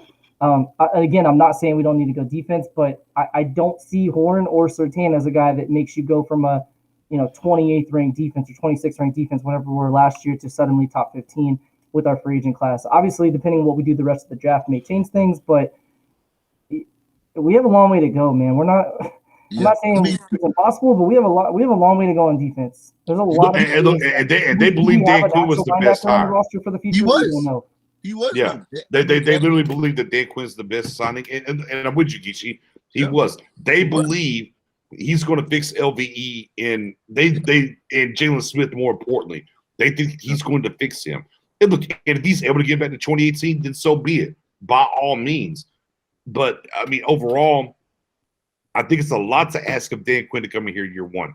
Now, some of this is going to get better off the strength of these guys will buy in. I don't think they ever buy into Neil, not Neil, but Nolan's scheme. Yeah. Oh, They never bought into it. Nah. It is what it is. Nah. So some of that's going to help, period, off the rip. That's why I think as well, you don't have to knee jerk about this defense and let them operate rounds 2 and back and let somebody like a Pitts happen there.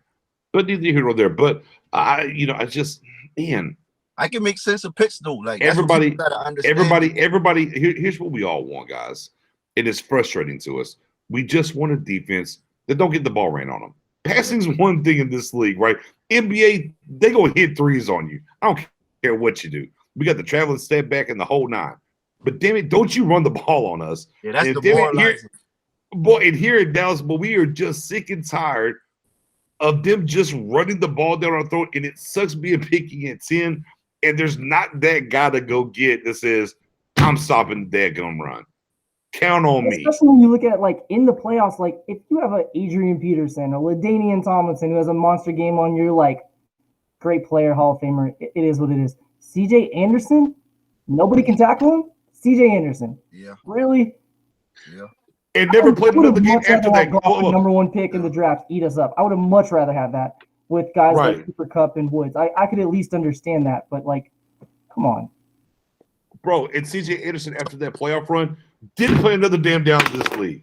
Like, he was done. Like, he played the next week. Oh, my God. Oh, kill me now. Let me ask you this, though. Let me interject a little bit. Shoot it. If you can cover better on the back end, doesn't that give you more confidence to stack the box, to run? It does. Sir. I'm a chick. I'm gonna tell you something. Parties to the run game. It does help, BG. Yeah. It does. It's analytics that prove it too. Like, if watch you can me. cover better on the back end, you can apply more men to the box on the run. See, if you're scared to get beat deep, you will be scared to run blitz. You will be scared to put 8 men in the box. But when you can cover on the back end, it gives you more confidence to do that. Hey, man, I'm gonna say it like this: I'm a chicken before the egg. I don't have that debate. Front seven stops everything. Period. That's what we do. You ain't running the ball here. I'm sorry. I mean, running the ball is demoralizing. And again, stop it, it takes you harder. Right. And again, if you look over the years, it's going to prove my point. Like, yes, again, it's very great to have that guy on the outside. I'm not saying this time we will never turn that away here in Dallas. Okay, but what I am saying is it's more important to be stronger in different positions. And in that front 7, and we're talking about, look, when I talk about the middle, right, there's the DT, the middle linebacker, and then that safety, right? 2 of that 3, though, right? 2/3 of that is about stopping the run, though, much more than it is about stopping the pass. And that's all I need to know. That's the only analytics I need to know. More of your front 7 is committed to this than going back. And that's what I like. It's a pass now, though. Geechee, I just want to throw it out there really quick. You're a South Carolina fan. Do you know what South Carolina's run defense was with J.C. Horn and Israel Mukwamu? 95th. We were trash. We were trash. Yeah, we were trash. So, again, for more accurate, how about this? Your point was that having elite coverage guys, and I'm not saying elite coverage guys allows you to load up and stop the run. But the other talent around them wasn't good, though. Like, besides us isn't good right now. We didn't really have no NFL talent on that front 7 or in our linebackers, though. So that's you kind of, I get what you're saying, but at the same time, too, I can fight back and tell you that we didn't have nothing at all. Like, and besides Kinlaw, that's all we really had up front. Like, we had no NFL talent on that defense. Yeah, Alabama was 17th for the record, but I mean, they had Barmore, obviously. So Dylan Moses. But Barmore guys are going to get drafted, but neither of those are going to be elite guys. Yeah, I said Barmore didn't start all year. He wasn't even on the field on running down. But I mean, he had a lot. But he had a lot of stamps or whatnot. But they were 17th. I mean, and again, the thing about this, and for me personally, and I've been doing my big board, my top 100 big board for, I think this is my 12th year. What I've learned is, it's very easy to rank to get the best 5 guys at each position. It's kind of easy to get those guys there. Yeah. But boy, it's hard to pick the guy that's going to be the guy at times. Sometimes it shows, but it's hard. And this is exactly why NFL teams suck at drafting because Right. there are a lot, no matter what, they see the Lot of same thing, they variables. watch the same team. It's the same thing that we go through. A lot of variables. When you everybody's pretty good about getting it to 5 to 7. Mm-hmm. Boy, but making sure which one is and how that is ranked in between that is very, very hard. This is why the NFL draft to me is the most exciting draft out of all the drafts. It is. Because it's how you view a player. It's so many different SKUs and whatever. And that's what I love about this draft as well, because without the combine and stuff, you didn't get the hive mind of all the NFL scouts being together in the same building. Boy, this is going to be something else. You know, look, outside of the first 5, 6 picks, I have no clue. Yeah, it's a crap show. It's a crap show. Go ahead. I know you had something to jump in on that. I want you to get that out. Yeah, I just want to say really quick. This is the draft that scouts are going to make tons of money or lose their jobs on, because we had opt-outs that we haven't seen play since 2019. We had guys in their season early, and I have no problem with them doing that. You know, protect yourself, especially if you're on a team that's not in the, playoff contention. I get it. So we had guys with shortened seasons, guys who didn't play at all, guys we haven't seen physically work out against other guys in the peer, like having a combine. This is going to be the draft that, man, we're going to see some huge shakeups. We see it every year. There's a guy that goes in the top 20 that you're like, wait, what? And then there's guys that fall right out. There's not a consensus. Like a guy, for instance, I've been high on, Javon Holland. A month ago when I was saying his name, people were like, you're crazy, he's terrible, he's trash. And now suddenly you see a lot of people like, I get it, I see what you like there. It's just crazy. And I'm not saying I'm right on him. I may be wrong, but there's just so much fluidity. I see guys in the Cowboys media hype Andre Cisco. I see them hype Darius Washington. I see Richie Grant. I see all these different safeties, and nobody agrees on them. It's crazy. Cornerback, everybody was Farley and Surtain, and now everyone's Surtain and Horn, and now people are more on Horn than Surtain, and all three may be great. None of the three may be great. No, man, no. The top 32 pick somehow. So. Professor O, who's your number one corner? Oh, Caleb Farley. And people are going to get triggered like crazy. Harley, baby. Crank them up. Let's go. Rev it up. Fight game.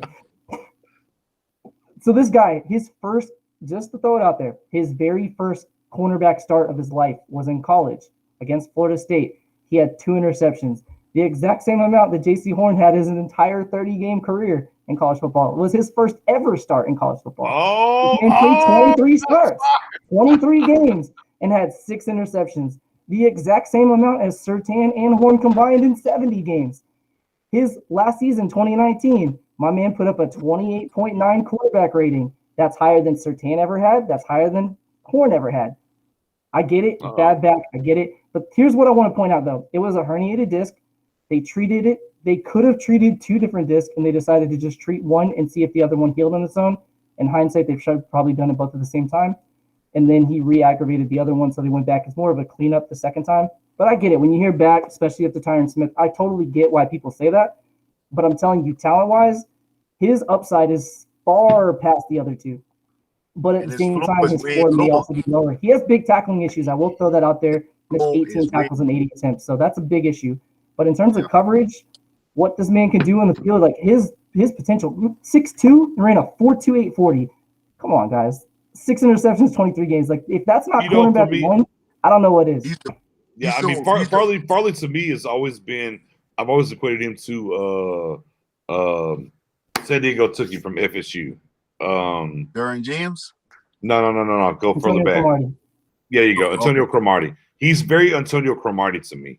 Like I'm raw, I'm here, but I get my hands on the ball, different things. So I do equate that to him. But Geach, go ahead, sir. Yeah, I was just going to say, put talk me off the ledge if I'm wrong, but I'm Caleb Farley, cornerback on 1. I mean, put the Miami tape on. It kind of tells you everything about Farley. Like he's got great ball skills, but he's going to get beat sometimes because he's so raw. So I definitely see the upside that Professor O sees, but to me, he's just the rawest out of the 3 because he hasn't played the position as long as them. So he's going to come in with a little uphill curve, So with that would make me draft him a little lower. But I definitely feel he could be just as good. I think he would be better than Surtain if he ever can learn a position like Surtain does, just because athletically wise, he's just so gifted. His hips are better than both of them. He's more twitchier. So I could definitely see why he likes him. Like, And he's a falling converted in love wide with his, receiver, so we know he can upside. catch. And again, Witt, I feel like Yeah, he Witt could catch. He really definitely take a has guy hands. like him and develop him. Yeah, he definitely has hands. I just feel like he's more of a project than the other two. So it's all about whether you are going to go all in on his potential and his upside versus if you want a safer pick with the other two cornerbacks. But Okay, I can hey, definitely see why you like him. I gotta grab something real quick. Y'all go hold it down. Y'all talk about what y'all want to, but don't let this viewer count drop. Go. All right, no pressure. Okay, so the question I have for you: we talked about the first round, second round. Who's your guy at 44? Where do you want to go? Who do you think's gonna? I guess we'll do it two ways. Who do you think the Cowboys are gonna take, and who do you want them to take? Let's go that route. And then chat. Let me know who you guys think too. We'll talk about those players too. I really like Aleem McNeil a lot. But I don't know if they'll take him at 44. And I like Marvin, but I'm on the fence with him. I don't know if it's too high to take Marvin in the second round. I probably would want to take Marvin in the third or the second. There's rumors too that the Cowboys are in on him, so I don't know if they're in on him in the second round, the third round, but there's talk about him being there. And if you look at his 2018, 2019 film, dude's a first round talent. Look at his 2020 film, completely different story. Exactly. So do you want to go off of the player you saw his first 2 years and say that that's what he can be? Or how much is you going to hold that 2020 tape against him? I think he's still a first round player. Like, I don't think you play that well and just forget how to play football. I just think injuries and a lot of other variables hurt him. But I think, if they take him at 44, I really wouldn't be mad, because if you look at Quinn's history, he's really the type of DT that he's usually had in his offense. Tall, violent, can shoot the gap quick, and he can play the run and rush the passer. All right, so Will McClay and Steven call you right now, and they say, hey, Geechee, you got to make the pick. Wilson or McNeil? Who are you taking? The chat's pretty heavy on McNeil right now. I just want to see what you got. I think I'm going to take McNeil just because I think he's a little more stout against the run than Wilson is. Okay. And do you see both of them as one techniques, or are you going to play either one at 3? McNeil played 0 technique pretty much exclusively. Exactly. Wilson's probably 1 technique too, but are you playing them both at 1 technique? Is that what you envisioned them at? I don't know. I like Marvin better at 3, but I think he can play the 1. And okay. I like Aleem better at 1. So does that change dynamic? If you look at Wilson saying you think he could be a 3 technique, and we have Gallimore, does that change the picture for you? It should. We're talking about 44 players. We threw out Wilson and McNeil right now. Question is, do you see Wilson as a 1 technique or 3 technique? That's where we're at.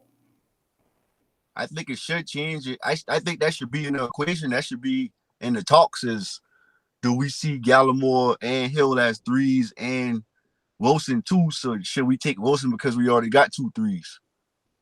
Or do they see Gallimore as a 1? That's another thing we need to know too. Do they think Gallimore can play the 1? I personally don't think he is. I think he's a 3 technique, but the chat on McNeil. I'm seeing a lot of McNeil love. I see Richie Grant, Javon Holland as some picks for 44. If you have another player you want us to talk about, feel free to throw them in the chat. So let's go to the safeties. We chatted about the defensive tackles. If they go safety, are you on Javon Holland, you Richie Grant, Darius Washington, Andre Cisco, Jamar Johnson? Where are you going at 44, Geechee? And then we'll go to BJ next. And then BJ, it's your show, so I'll give it right back to you after that. So I feel like I'm fine over here. I like this. I feel like Washington is the best ball hawk out of all of them. Holland to me is the best cover safety. Cisco is maybe the most athletic out of all of them. That's my guy. I really like Cisco a lot. A lot. And he's starting to grow on me. Yeah. And I think I like Cisco over all the rest of them. Mm. I'll give you my opinion really quick. So I'm not high on Richie Grant. I'm not high on Richie Grant. A lot of fans like him. I envision him more of a If you watch his 2017, 2018 film, he was deep, and then they moved him progressively closer to the line of scrimmage, and that's kind of where he shined. I think he's more box safety, and I think that's what Donovan Wilson is, so I don't think we really need that. Yep. My concern, I've been driving the Javon Holland train. I love this dude. He just turned 21 4 weeks ago now, sorry. So he's one of the youngest safety prospects in the class, ran a faster 40 time than people think, got 9 interceptions. He played slot corner. He was a nickel back, played deep free safety his freshman year. So he's done a little bit of everything. He has that position flex I think the Cowboys are going to like. My concern with Javon Holland is I feel like if we take him at 44, it's a little bit early. I would want to trade back. I feel like he's a mid-50s pick. And my other concern is if we take him, I just have this feeling that Andre Cisco is going to be sitting there at 75, and I'm going to be like, I wish I would have went somewhere else at 44. Yep. That's my concern. Yep. And Holland is a But return. at the end of it, I'd be happy I got him, but I feel like I might have some regret if I take him at 44. So yeah, Holland gives you return ability too. He does, yeah. He had, I think, 2 or 3 punt return touchdowns in college. So he's good with the ball in his hands. That lets you know that he can track the ball too, being that he's good on kickoffs and punt returns. So that's another plus he has to me. And that safety, it's just so tricky in a second because, like you said, you could not take one you kind of like, and then a 75 one fall right into your lap.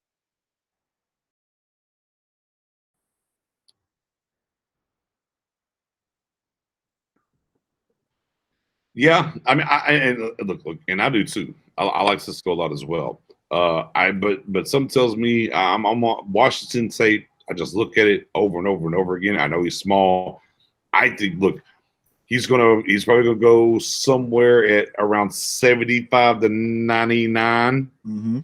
I agree. And I think he's got the opportunity to be the best safety that's going to come out of this draft. Me too.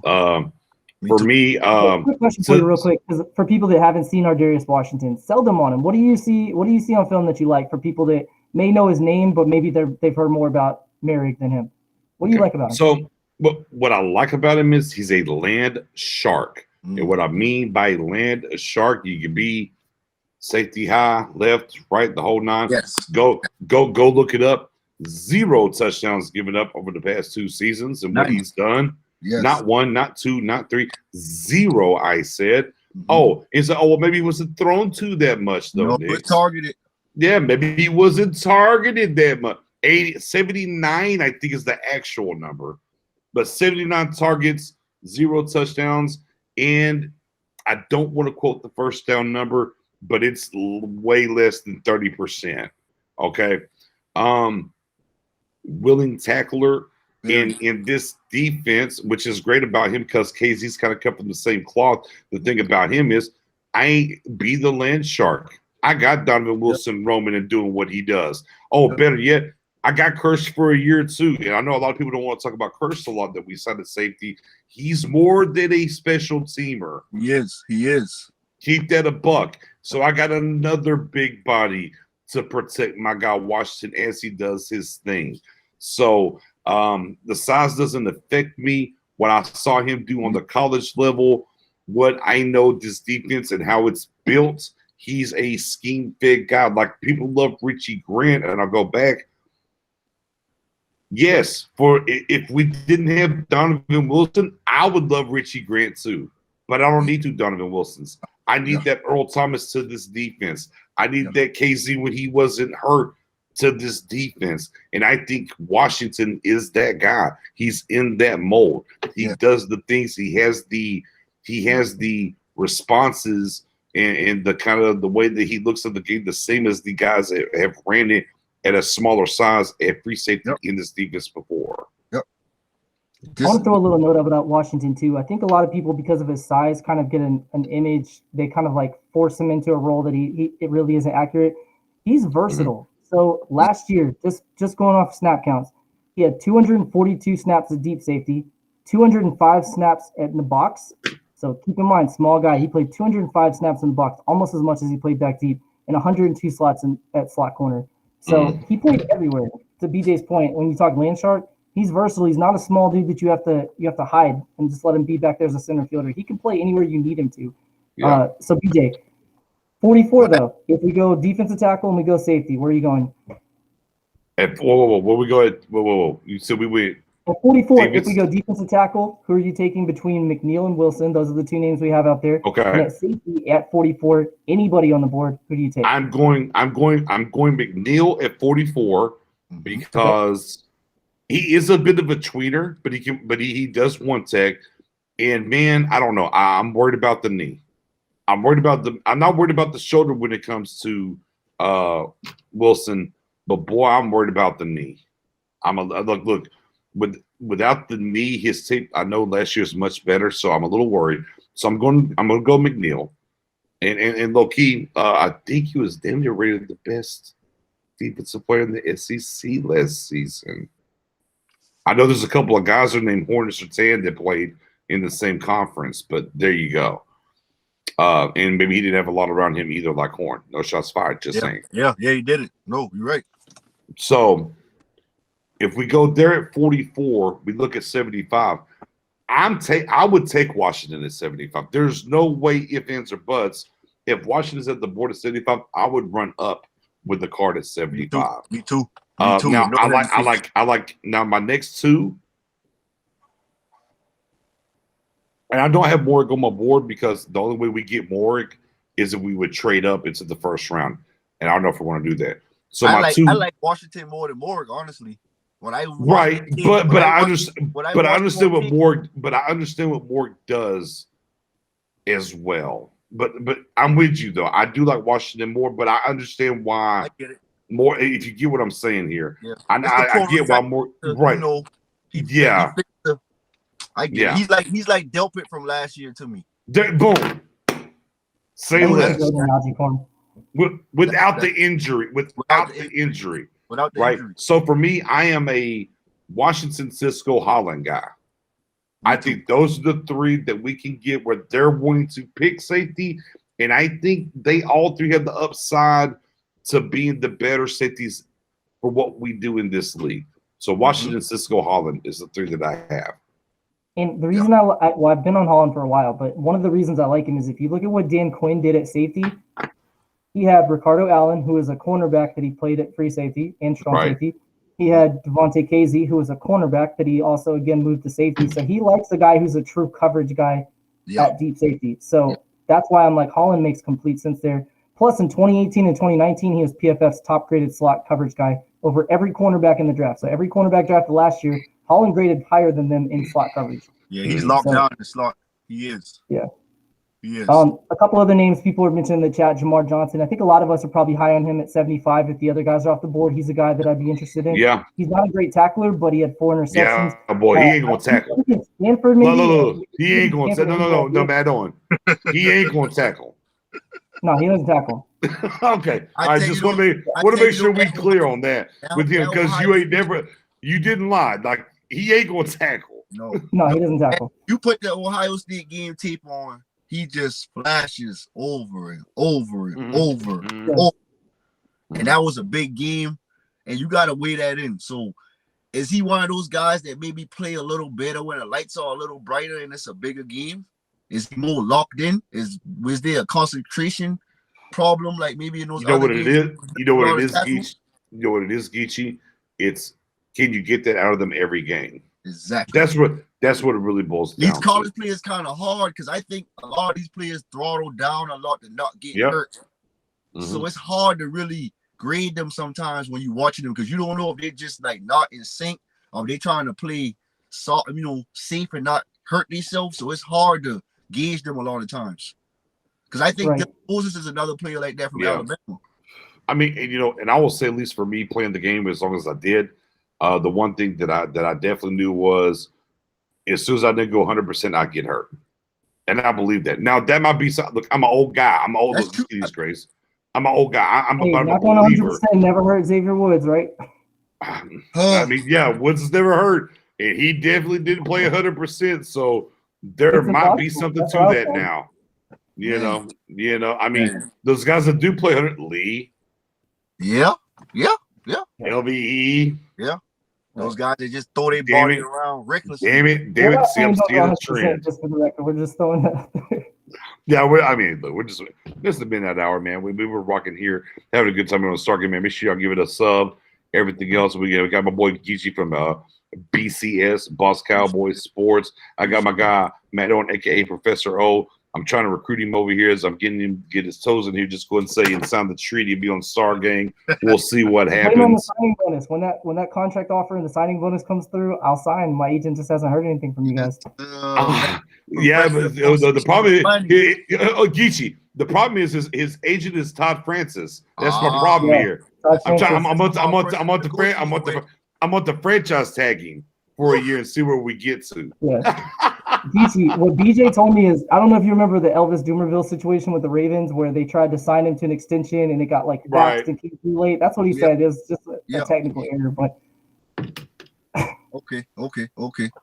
Matt, Professor right. O said, show the money, man, BJ. I know it, man. I like man. him, man. He got a great. But, BJ's man, like, when I get man. the money, I'll show it. I'm over here like shit. Look, Geech, I've been doing it for 3 years, man. I'm waiting for my first dime. I don't know. I'm just in here doing this thing. You feel me? No ifs, ands, or buts about it. I know you really love it, though. I know you do it for the love of it. I know you don't care about no money, but that's why I appreciate it. That's why I appreciate watching you too. Like, because I know you just, you do this in your spare time when you're bored and you really want to put good information out to the fan base. Yeah, no doubt. Hey, Chris, don't worry about what I can't do. There's plenty of room left of the logo. I'll make a damn banner. Don't play with me, Chris. See that ticker at the bottom right corner? He's gonna put me right there, like in the bottom right corner in the blue. No. It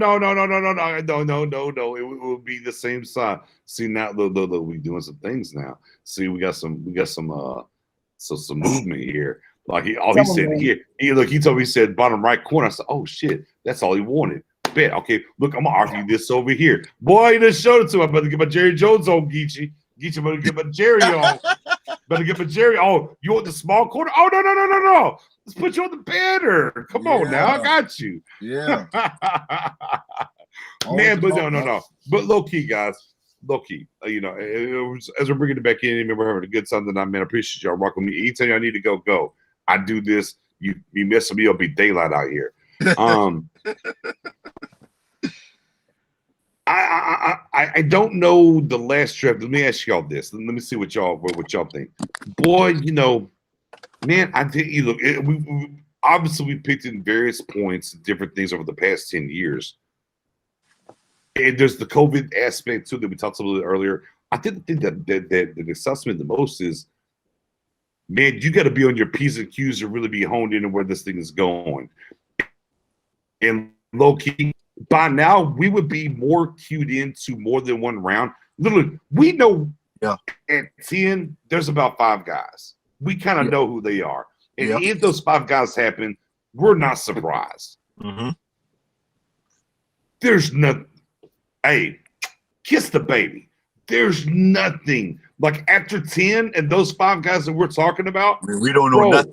There is nothing. No, and it's just such a different year in that way. Now, for me, going to my 3rd year doing this, on air, and then I've been doing this for over 12 years on my own, bro. I've never been more excited for a draft. I don't think in over a decade, guys. Is that where y'all are as well, or is it different for y'all? I'll start with you, Geech. Yeah, it's definitely like this is going to be an exciting draft because under the Jason Garrett era, so much things used to get leaked out. We kind of always had an idea who we liked and who we wanted. Like we have no idea at all, like what they want to do, what positions they want to address. And I really like that Mike's came in and brought that aspect to this team. Like he tries to keep as much as he can inside that building possible.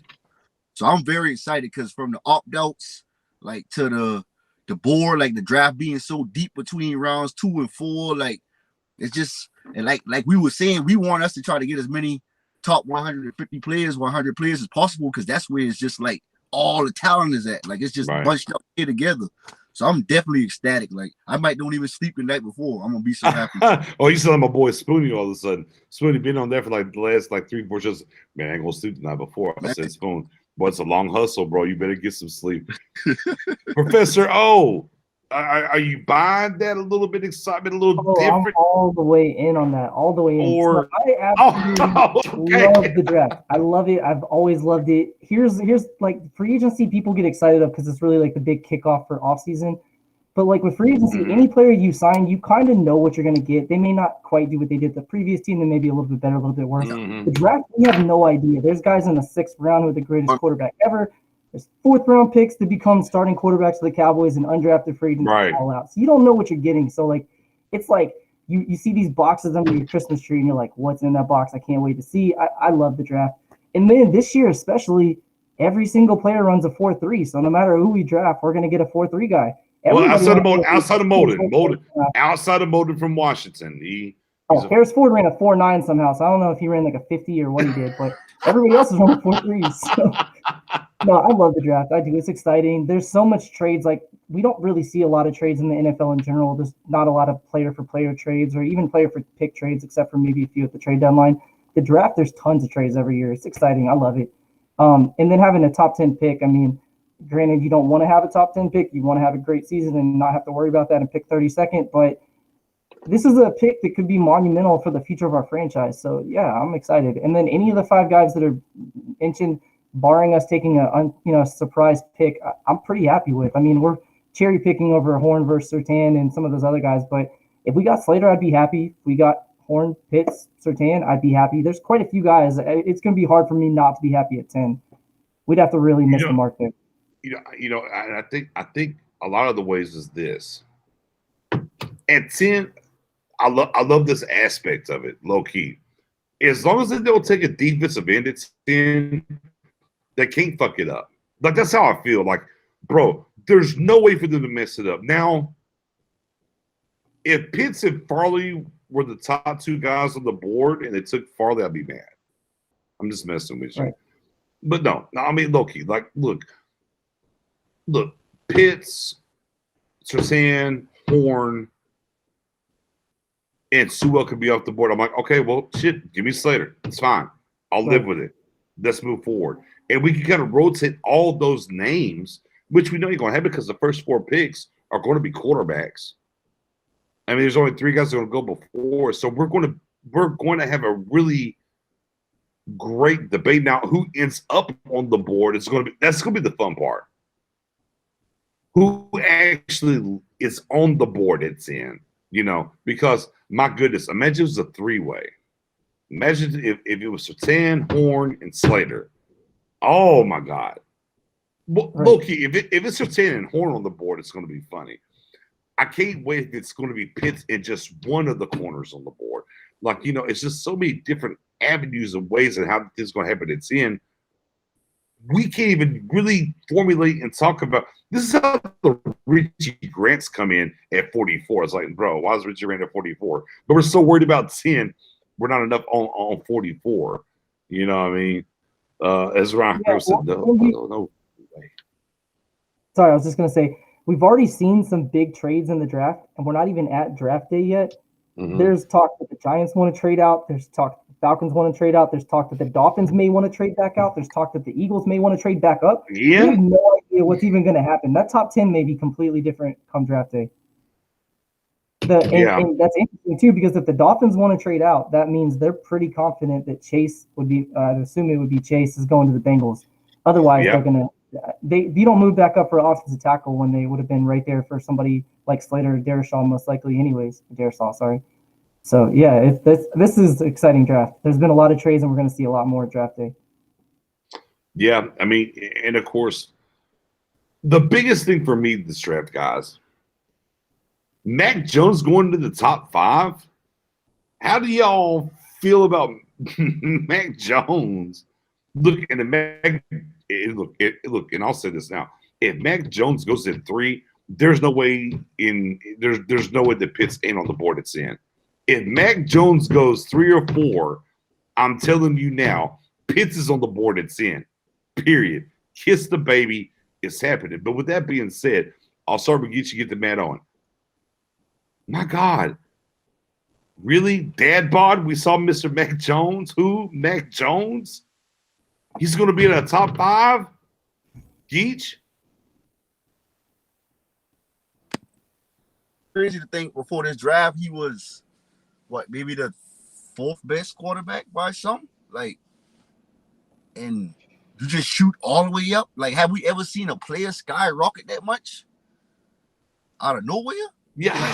I mean, I think he was 5th on most people's boards. I thought it was pretty unanimous. It was some combination of Trevor, Zach Wilson, Fields, and Lance. He was 5th, a pretty distant 5th, until suddenly that rumor. And there was some people said Trask, right? There was some people saying Trask over him even at that point. So it's like, did the pro day show that much to jump on that much when his tape was already out there? So y'all already saw his tape. So the pro day made him go all the way to number 3. I just don't understand it. And I think he's a good quarterback. He is very accurate. He's smart. But at 3, I think you want a for sure 5 Hall of Fame player, perennial all Pro Bowler every year. I don't know if everything is not perfect around Mac Jones. Is he going to be a great quarterback? That's my thing about him. I think Lance and Fields can make those off-script plays. Even Wilson, they might don't always need a perfect O-line or everything to be great. I think Mac Jones is going to need everything to be great around him. And I don't think you take a player like that at 3. I mean, not to mention, Mac Jones is a guy, if he falls in your lap and you draft, you live with it. He's not a guy you give up multiple first-round picks to move up to 3 for. Like, come on.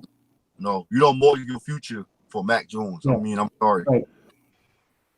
Is Mac Jones not just what was the boy AJ? What was the guy? AJ yeah, from Bama. Yeah, a couple, before Hurts and them. It's AJ McCullen, right? Or McCullen, his name? I don't know. McCarron. Yeah, right. I mean, is he not the same guy? I mean, maybe he's not. I don't know. I just nothing about his game excites me. Like, I hold the ship down or whatever. I'm kind of like, yeah, okay, I get it. He is really good of a play action if you have good play action. So I'm like, okay. And I start thinking about San Francisco, and I start thinking about their coach, and he kind of wanted to trade for Kirk Cousins. And okay, you wanted Kirk Cousins. Okay. Well, what's Kirk Cousins good at? Play action. What's Mac Jones good at? Play action. Matt Ryan underneath this tutelage with the play action. So I'm almost like he's taking a scheme fit guy over the more talented guy. Yeah, but if they go Mac Jones at 3, I'm saying, and that's a Matt Owen. Boy, they give up a lot to go get Mac Jones. Man. That's why I think it's a smokescreen. I think it's Justin Fields there. But if they take Mac Jones, then man, I hope they're right for their sake, because in the chat somebody mentioned, look at the receivers this man threw to the last 2 years. So yeah, Jerry Jeudy, Henry Ruggs, both first-round picks. This year, Devontae Smith, Waddle, both first-round picks. And then Nets, who obviously is not in this draft class, he'll be in next draft class. And then had a running back named Najee Harris that we've all heard of too. Offensive line had Deontay Brown, Alex Leatherwood, right, Lenny Dickerson. Outland Award winner. Well, that's important to mention, by the way, because they never miss, is what I was told. Shout to my guy OC. It's like if you put any one of those other quarterbacks in that offense, would they not have put up close to the same numbers? And then I look at Justin Fields, he didn't have half of the talent that Mac Jones had, yet he put up just as good numbers, and he did it for more than 1 year. Right. And in the biggest better numbers, actually. Year, he balled out, like 6 touchdowns on Clemson. Like, I don't get it. Like, I just don't understand it. And even with Kyle Shanahan offense, that play action and bootleg, wouldn't you want an athletic quarterback to take it to another level? Like, wouldn't that put that offense really, really over the top? Why just go for the traditional quarterback? I don't think you trade up for him again. I think he's a guy that would have been there at 12 where they started. Exactly. I don't understand why you trade up for him. That's why I'm convinced. Panthers. I think they taking Lance. Honestly, I think they're going to Lance. But I was going to say before they traded up, Panthers were very intrigued by Mac Jones as well. And look, the Panthers were intrigued about Mac Jones, and if they didn't get the trade that they got, and Mac Jones on the board or not, that probably would have been their pick, which is dumb. If you left tackle, I mean, one of those guys is going to fall to them. But then you could have traded to Lions in front of. You could have just traded in front of Panthers to the Lions, because it's obvious that Panthers don't look like they really want to trade up, so they probably would have went to 3. Mm-hmm. They probably would have maybe fall right to them in their lap. It's interesting that they traded up in front of Atlanta at 4, because Atlanta's hometown guy, Justin Fields from Harrison High School in Kennesaw, Georgia, played at UGA. Right. Talent. The city wants him. People like Matt Ryan, but the last quarterback fans in Atlanta got excited over was Mike Vick, an athletic quarterback with a rocket arm. That's Justin Fields. I'm not saying they're the same player. People will be excited about. And his hometown. His hometown. Like the city was done with Atlanta. Yeah, Atlanta was done with Matt Ryan almost 2 years ago. They've been wanting him out of town. So the city of Atlanta definitely wants Justin Fields, like hometown. Yeah, I mean, I'll be You know, honest. To me, Justin Fields is the number one prospect for me. Me too. I'll be honest with you. I feel the same way. I got him over Trevor Lawrence and Zach Wilson. People call me crazy. I got some heat from people online because I was saying Justin Fields is a better prospect than Lamar Jackson was. I personally think he's a better prospect than Kyler Murray, and people like he was the number one pick. Yeah. Look, I'll tell you what. Mitchell, If you offer me, if you offer me Kyler Murray right now or drafted Justin Fields, I'd draft Justin Fields every day. Right. Every day. But I mean, it is what it is, and well, look, imagine, because I mean, they haven't came all the way out, but it's kind of some other things that believe what we know is going to be Trevor Lawrence. But boy, if Jacksonville would have went to Justin Fields for the Ohio State connection with the head coach, this whole draft would be bonanzas. Yeah, it would. Bonanzas. But I'm back to what Matt Owen said earlier. You traded with 3 because the first 2 quarterbacks are Trevor Lawrence and Wilson. Because if that's the case, you would try to get the 2 to New York to the Jets. Mm-hmm. You would have tried to get the 2. So obviously they might have known Salah, and he might have give Shanahan a little hint of who they taking, so he knew that he had to get the 3. Mm. But but for us though, as we're sitting here and seeing, hey, out of the first 5 picks would have been quarterback. But as we're looking at it, right, we believe the first 3.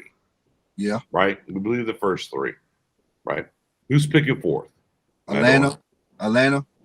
Are they if Fields is gone, will they go Trey Lance or Mac Jones? Do you think they'll do that? If Fields is gone, they're gonna go Pitts. The Falcons picks, I pretty much will lock in for you. They're going Pitts or Fields, depending on who's available. Yeah. Wow. I agree. Think so? Yeah. Yeah, I'm pretty confident. I agree. Because Arthur Smith likes tight ends, and everybody is saying, they got Hayden Hurst, but Hayden Hurst ain't Pitts. And Pitts is more than just a tight end. He's a wide receiver too. You could kind of move off of Julio after next year and line Pitts up out wide and keep Hurst and still have Ridley and Pitts. Plus, you have a new staff. They're going splash. They're not going to take a guy over. They're not going to pass up one of those 2 names. They're going to go with one of those 2 guys if they pick there. It'll be Fields or Pitts. Head coach believes in Matt Ryan, wants some more out of him for the next 2 years. He's going to get him offensive lineman, gentlemen. If it's not offensive lineman, then he's going to go get a defensive player because they lost a shit ton of defensive players. They will not take Pitts. Well, they got a left tackle. They just drafted Matthews a few years ago. A few. Really not this coach's guy. But You're right. You're 2019, they went Caleb McGarry and I forget the other guy. They went 2 offensive linemen in 2019, a guard and a tackle. Really? So they spent 3 picks in the first round in the last 7 drafts. Yeah, Sorry. it may be different staff though. Yeah, it's a different staff. So all right. So if you're Arthur Smith, and this is your first pick, are you gonna pass the generational tight end or the generational quarterback in Fields? You're going to take a quarterback because that secures you 5 years. Yeah, exactly. You're taking the quarterback. So the first 4 picks again are quarterbacks. Boom. There we are. Then we get to 5. Yeah. That's Chase. It's going to be Chase all day. Is it Chase? Or is it too well? It's Chase. Book it. Interesting note about the Bengals, by the way, their new uniforms, first off, are trash. They look almost the exact same, barely changed them. But they photoshopped the scar off of Joe Burrow's knee. Thought that was very interesting. Yep.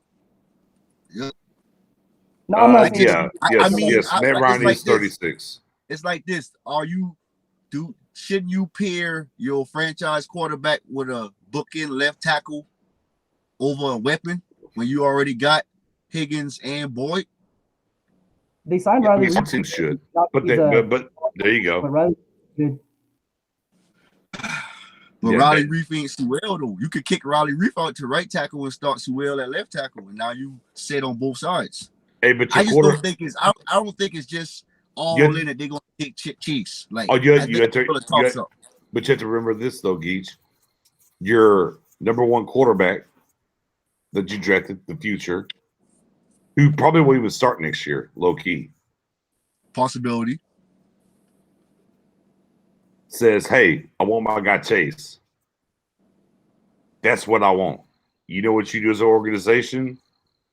You go get Chase because he just tore his damn knee up and everything else, and you're still buying in, and you let know he's the guy. They're going to go get Chase. Yeah, you can't, and a lot of people need to realize like that chemistry they have, it goes a long way. You know, he knows how Chase likes to run his routes, how Chase knows how he throws the ball. Like he had one of the best seasons ever. Yeah. Like that chemistry definitely can translate very fast to the NFL. So and remember, understand why they would pick Chase. Like and remember, they lost AJ Green and John Ross this offseason. That's true. So you can make a case for it. Like you really could. I could, if you sold me on it, I could buy it. Yeah, no, bro. I mean, look, anybody wants to take a $50 bet on chasing the Cincinnati Bengals, I'll take it. You can read the tea leaves too, because the Dolphins traded back to 12, and then they moved from 12 to 6 to move back up. So they traded with Philly. When you make a move like that, you're going with an offensive weapon most likely, because there would have been an offensive tackle that fell to them. The top receivers are going to be off the board. But now suddenly, now that there's all this talk that Burrow's hyping Chase, now suddenly there's rumors that the Dolphins want to trade back out, which makes it seem like they're pretty confident the guy they moved up for is not going to be available. So you think they moved up to get Chase? Yep. You think they moved up Higgins too, though. I like Higgins and Boyd. I think both of them are 2s or 3s. I don't think either one of Higgins maybe. I mean, he had a good rookie season, but I don't think either of them projects to a true number 1. And I think Chase is that guy. So if he's available, I feel like that's where they're going to go. But I do see the argument for going offensive line too. So I'm pretty confident those teams are going to go. The Bengals are going to go tackle and wide receiver. And be clear, they should go Sewell. Yeah, they should. Yeah, definitely, no but question. But NFL teams suck at doing this. They do. And their guy that they got it in Burrow wants Chase. They're going to go get Chase. Yeah, we got, and it's always a bonehead pick in the top 10. So we just gotta factor that in. Somebody gonna do something we don't expect them to do. So let's go to the Dolphins. Miami, right? We're on to Miami at 6. So we got 4 quarterbacks and Chase gone. Well, they got Mike Gesicki at tight end already. This head coach is from the New England, right? New England, right? They like 2 tight ends. They do like 2 tight ends. You are right. However, they also let a linebacker who played really well for them last year, Kyle Van Noy, go. True. Wow, there's Parsons, the best defensive player in the draft. You think with? Wait. But I'll pivot though, because defensive guy, he wants to go get that guy. He's there, but you have Tua, who just a year ago was throwing balls to Smith and Waddle. I can go get his guy now that he threw to here now.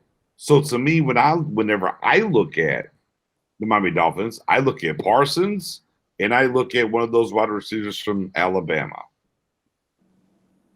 Or they could go Slater if they would have put him in guard. They could, but I don't believe that. That's a stretch for me. I think it's going to be the linebacker Parsons or a wide receiver that Tua is familiar with. Now, I'll put that out there for Matt Owen. You can dissect that first.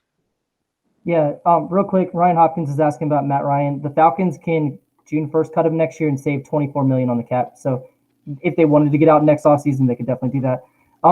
Parsons or wide receiver, yeah, I could see that. I would be surprised if they go Parsons, but I understand the rationale behind it. You have Flores, who's that Patriots mindset. They like linebackers. He's versatile. I get it. Wide receiver, the arguments I've heard against why they wouldn't go that way is because they have they just signed Will Fuller and they have Devontae Parker. But again, Will Fuller was a short contract. 1-year deal. Yeah. Then you have Mike Gesicki, tight end. He's athletic.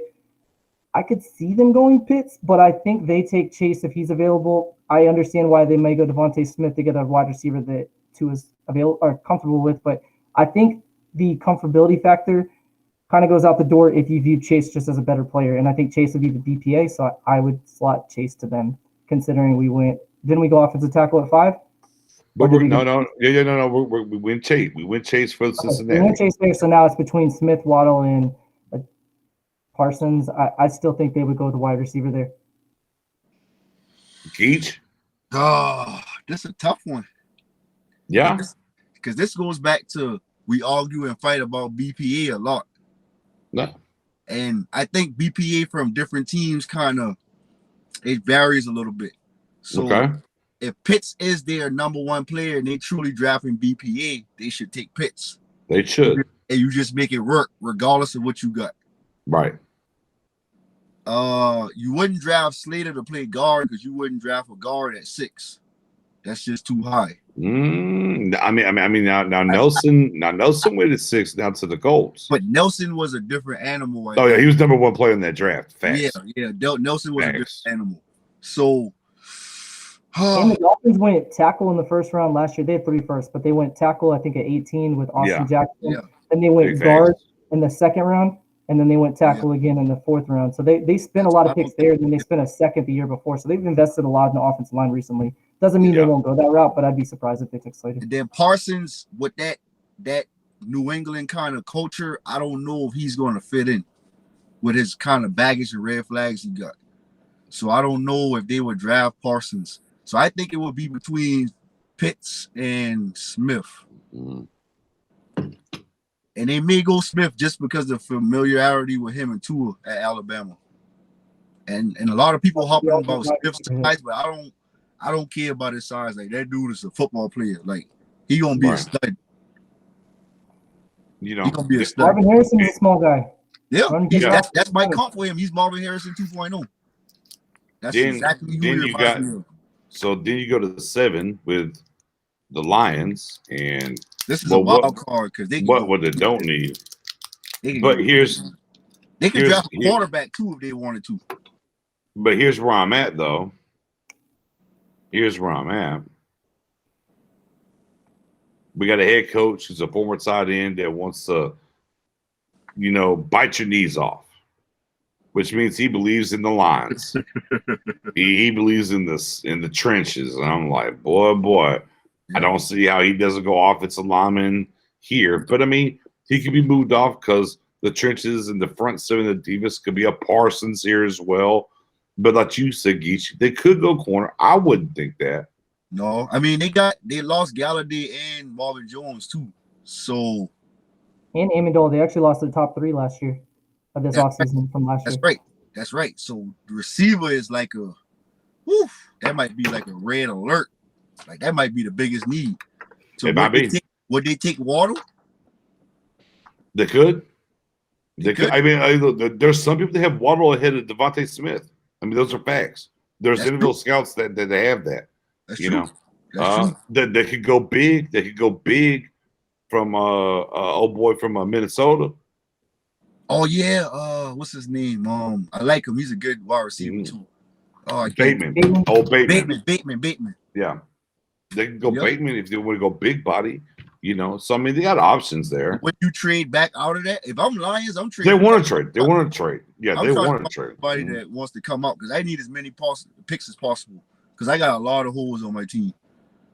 And of course, it's how the Pitts trade, the trade up to 7 all came about. Whether it's us trading up to 7 or not, Lions are absolutely shopping that pick. They have so many needs. They would love to move into the late first round and pick up 2nd and 3rds and a future first round pick. I mean, they want to move out of that spot for sure. Would Chicago or one of them quarterback teams be willing to try to jump all the way to 7? Ooh, that's a lot from 20 to 7. Chicago though in division. I don't think you want to give a quarterback to your rival. So they probably Patriots are like 15. Patriots at 15 would make a ton of sense for them. You're still in the mid. I think New England. I think Bill Belichick goes off of his draft grades so much. I don't think the value of him trading up. I don't think he's going to do it. I don't see Bill doing it.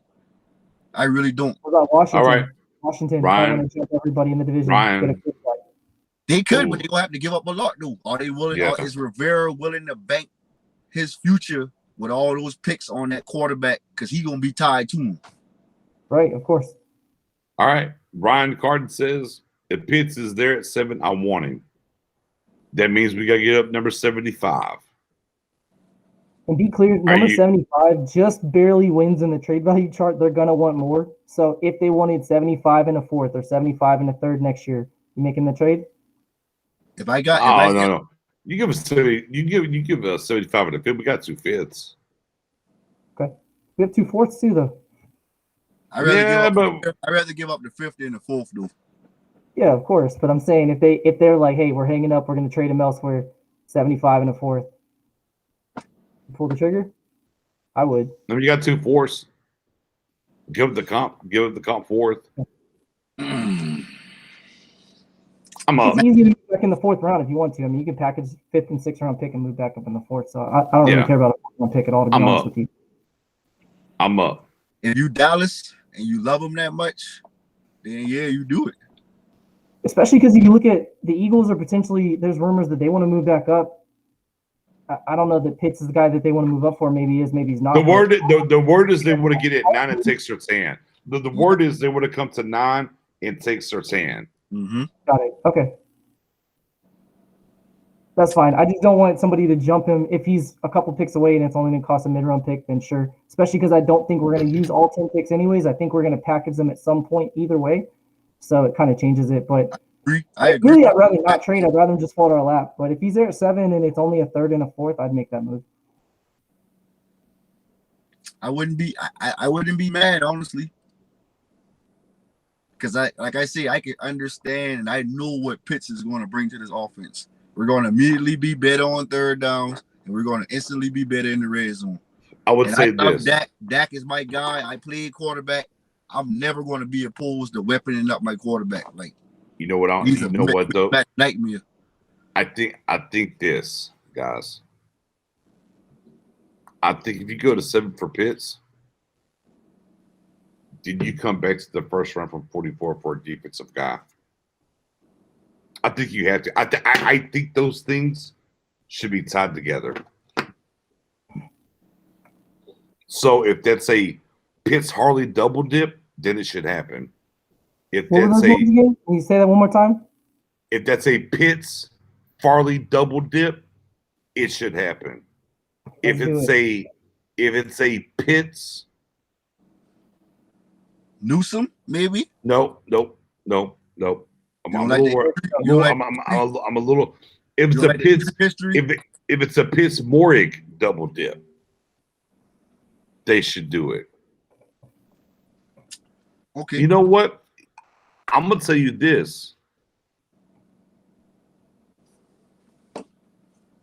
What team have you heard talk about Horn at 10 outside the Cowboys? I'm gonna keep it a buck right now. Nobody. I've heard that Arizona likes him a lot, but they don't think he's going to make it to 16 to them. I could see maybe Chargers liking him at 13 too. I mean, if the coaching staff loves him enough, now you're going to sacrifice a lot here, guys. You're going to sacrifice a lot when I say this. Because I want to see what Geechee said and where he does, how far he could go. I was hoping maybe he'd give me a little bit more room. He didn't. If I was to walk away from this draft with Pitts, Horn,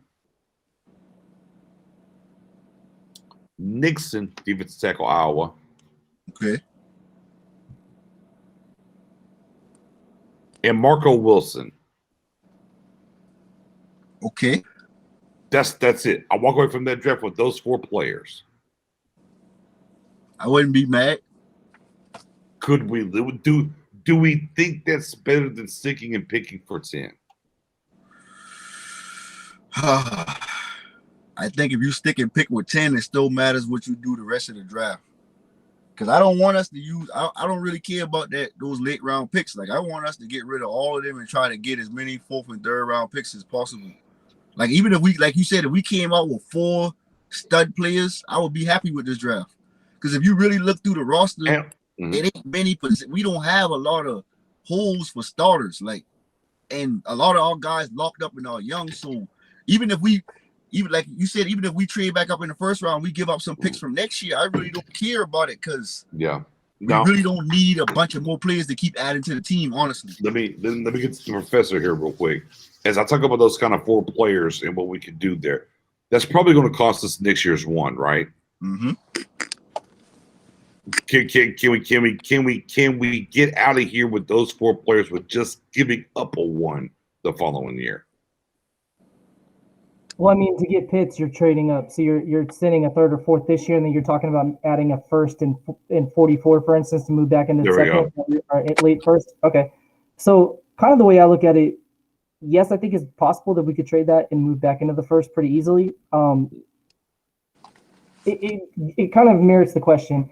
Would you rather have two transformational type of players, which is what our man Geechee was selling us that Horn can be? He changed the culture there. He's the shutdown cornerback, and Pitts is this generational tight end. So if you can walk away with two top 15 talents in the draft, you absolutely crushed it. That's the way I look at it. So then you're talking about a guy like Nixon later on. Yeah, of course. If I can walk away with that, I don't care if I have 9 solid players and 1 great player out of that. If I can get 2 great players and 2 good players, I'm taking that all day, every day. And again, I know you're trading the future picks, but you got to do that at some point. Yep. Well, you're not going to be aggressive Right. in free agency. Be aggressive in the draft. You have to at some point go all in. We're not a team that's ever going to invest in free agency. We Nope. trust our scouts. We think we have a good defensive scheme now. Let's Yep. trust them. Let's go in. And to be honest, I want to say the last time I looked, I think we like 16 players, maybe 15 players from filling this roster out. So Right, 16. We're 16 away right now from 9. 16, right? All right. So Yeah. give or take, we get 5 players out of the draft. We may sign another 10 undrafted, maybe a couple more free agent signings. So we really ain't that far away from completing the roster. That's why when people be like, we got 10 picks, I don't think we're going to use all 10 anyway.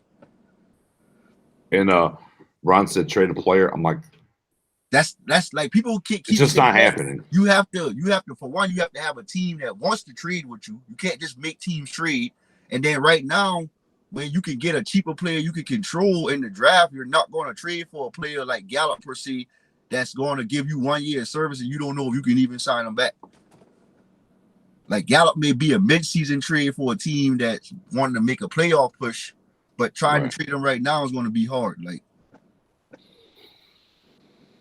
For me, if I could turn 10 picks and a possible first next year into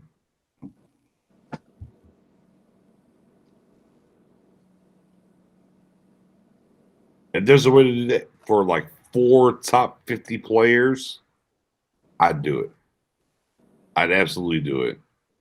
You Look, have to- I can't wait to go to Vegas next year. But it has to be the right player because I'm giving him that first to go back into the first round. It has to be a can't miss again on one of those guys dropping and whatever the case may be. And that's the gamble of all this, for sure. Yeah. For sure. I mean, if we get Pitts, we at least need to make sure we get a free safety, a cornerback, and a one take. Mm-hmm. Like that's at least got to be the goal. Like if you tell me we all going to get Pitts, as long as you give me those other 3 positions, I'll be happy with the draft. And I think there's one test like look. I think Shelvin from LSU is going 4th, 5th round. I don't think he's going to the top 3. Yeah. These guys You like know. you guys are high on Tonga. Tonga's going to be Oh, there. I love Tonga. Mustafa I Johnson. love There's going to be quite a few defensive tackles that people are going to like. I love Tonga. He is Yeah, right. unbelievable. He is And- unbelievable.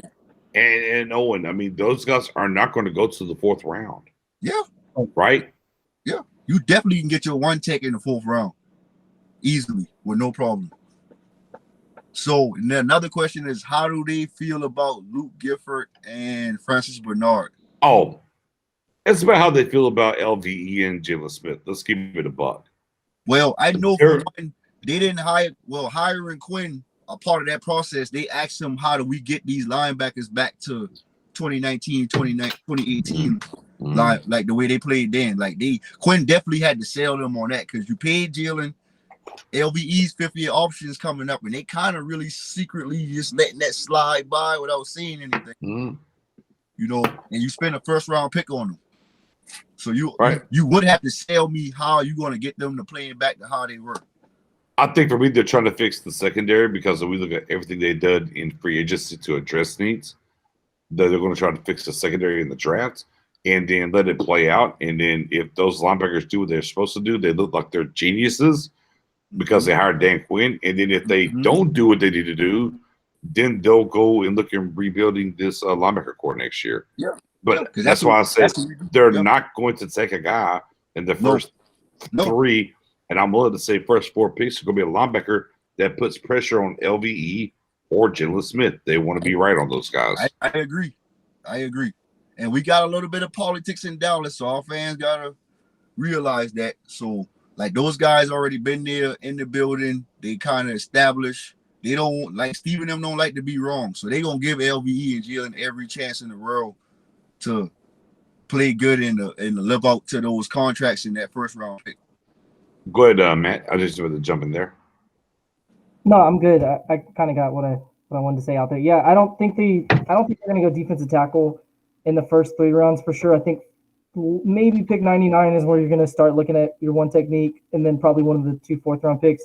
Obviously, if we're trading up, it's going to change the way we have to view the rest of the draft quite a bit, especially if we move back into the first round. Like, if we don't trade up, if we pick at 10, 44 and 75 will get you back in the first round. I think it's like 26 to 32 range. So that's another route, too, we didn't talk about. If we don't go to Pitts and he just falls to us, or we go Horn or Surtain there or Slater or whatever. Right. And then we can package with the 4. Like, yeah, we went 2 first there. Back of the 3rd. Right. What would y'all want to go back up in the first to get if we did do that? It's a good question. So that's where I think it's a little bit easier. Well. No, go ahead, Owen.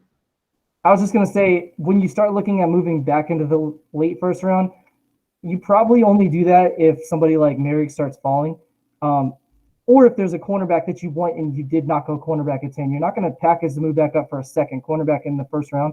Mm-hmm. So, like, if you go Slater or Sewell at 10 or Pitts at 10, you would then want to move back up for a defensive player. Otherwise, I don't think it makes any sense to make that trade unless, like, Darisaw or somebody slips. And again, I still don't think you trade up for him. Yeah. I think I would say, though, look, and again, and I'm telling you now, the Cowboys are not going to draft a linebacker. I know that. However, if JOK was around 20, 21, 22, man, I would fly up the board for that guy personally. That's just me. Go ahead, Geach. I would too. JOK is, man, he might be the most violent player in this draft, and he really fits that role that Neil's playing. And Neil's only signed for 1 year, and he's been injury prone, so you could definitely make sense of taking him, and you could create packages to where you could get him on the field year 1. Right. So don't think just because we got linebackers and we take JOK, we won't be able to use them, because we definitely could. You get your best players on the field and you find a way to use them. So right, I wouldn't be opposed to that at all, like trading back up to get. I think once the second round comes, depending on who we take at 10, you really could just start drafting for need, or maybe targeting players you like and go get them, because you got those extra picks you can play around with. Yep. Yeah. And we all talk about covering players like it's a passing league. We all know that. You got to stop the run, but it's also a passing league. Everybody throws for 3,000-4,000 yards a season. JOK was PFF's #1 slot graded coverage guy last year. He's a linebacker. Yeah. Graded higher than every safety, every cornerback in the draft. Right. JOK is the top graded slot coverage guy last year. And that's why. Yeah, and that's for me. Like since February, to me, and what I've continuously preached is, I think he's the future of linebacker. I want to be ahead of the curve, not behind the curve. Let's get to those guys, right? We saw Devontae David, we saw Pat White, right, and we saw what they were, their size of what and how they're able to cover, run, and do. And this guy does that even better, if you will, as a prospect. You never know how it's going to pound the league. However, as a prospect linebacker, JOK is my #1 linebacker on my big board. Period. Just think of Darius Leonard when you think of JOK. No. He played at 215 too. So don't tell me the size. He can't play the linebacker at that size. Because this is a new NFL. Yeah. It's different. Yeah. And again, as I said, for me, JOK is my #1 guy. It's my #1 guy linebacker. So that could eat up blocks and keep those guys clean. He'll be able to fly all over the field and just make plays everywhere. Just right. But with that being said, man, we've been working for a long time. We're getting super late. My guys on the East Coast. Real quick though, I'm gonna give y'all a spotlight. Let y'all get a prospect out there that y'all want to talk about, whether they've been talked about or whether they haven't been talked about. The prospect that you want to talk about here in your space and your given time for people to think about? Geechee, I want to start with you. A prospect that you want to talk about for the people. Let's see.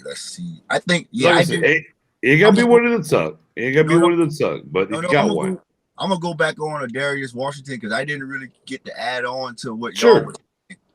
And I really feel like for this defense and Quinn's defense, he is maybe the best free safety. Like I think he's the most instinctive. Even with his size, they tried him. High point, jump balls that didn't work. And when I think of him, I think of Honey Badger and Buda Baker and Winfield, and don't let the size make you think that he can't excel in the NFL because he's a football player. His heart is so big. He goes down, he tackles bigger backs. Like I've seen him run from one hash to the sideline. I've seen him jump crossing routes. Like he is the real deal. Like I really love him a lot. Like he might be one of my favorite players in this draft, and I would love him in Dallas. All right. Matt Owen. That one player that you want to bring up the Cowboys Nation. What you got? So I've talked Javon Holland plenty. I've spoken about him so much that I don't think anybody wants to hear about him anymore. I'm going to go with the guy that I think is targeted in the 3rd or 4th round. If you don't get a cornerback, or even if you do, I think you probably look for a second cornerback at some point in the draft. Out of Minnesota, Benjamin St. Juste. Super interesting guy. He has the Dan Quinn Seattle Seahawks size. He's 6'3", runs a high 4.4, low 4.5. Really good coverage guy, sound tackler.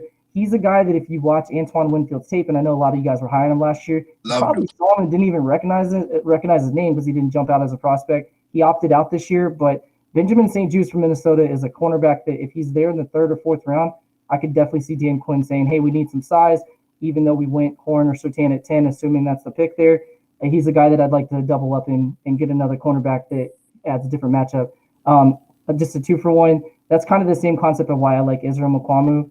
He's probably going to be more of a safety in the next level, but he's that 6'4" guy that adds the size dynamic that we don't have currently on our defensive back group. So Benjamin St. Juste for me.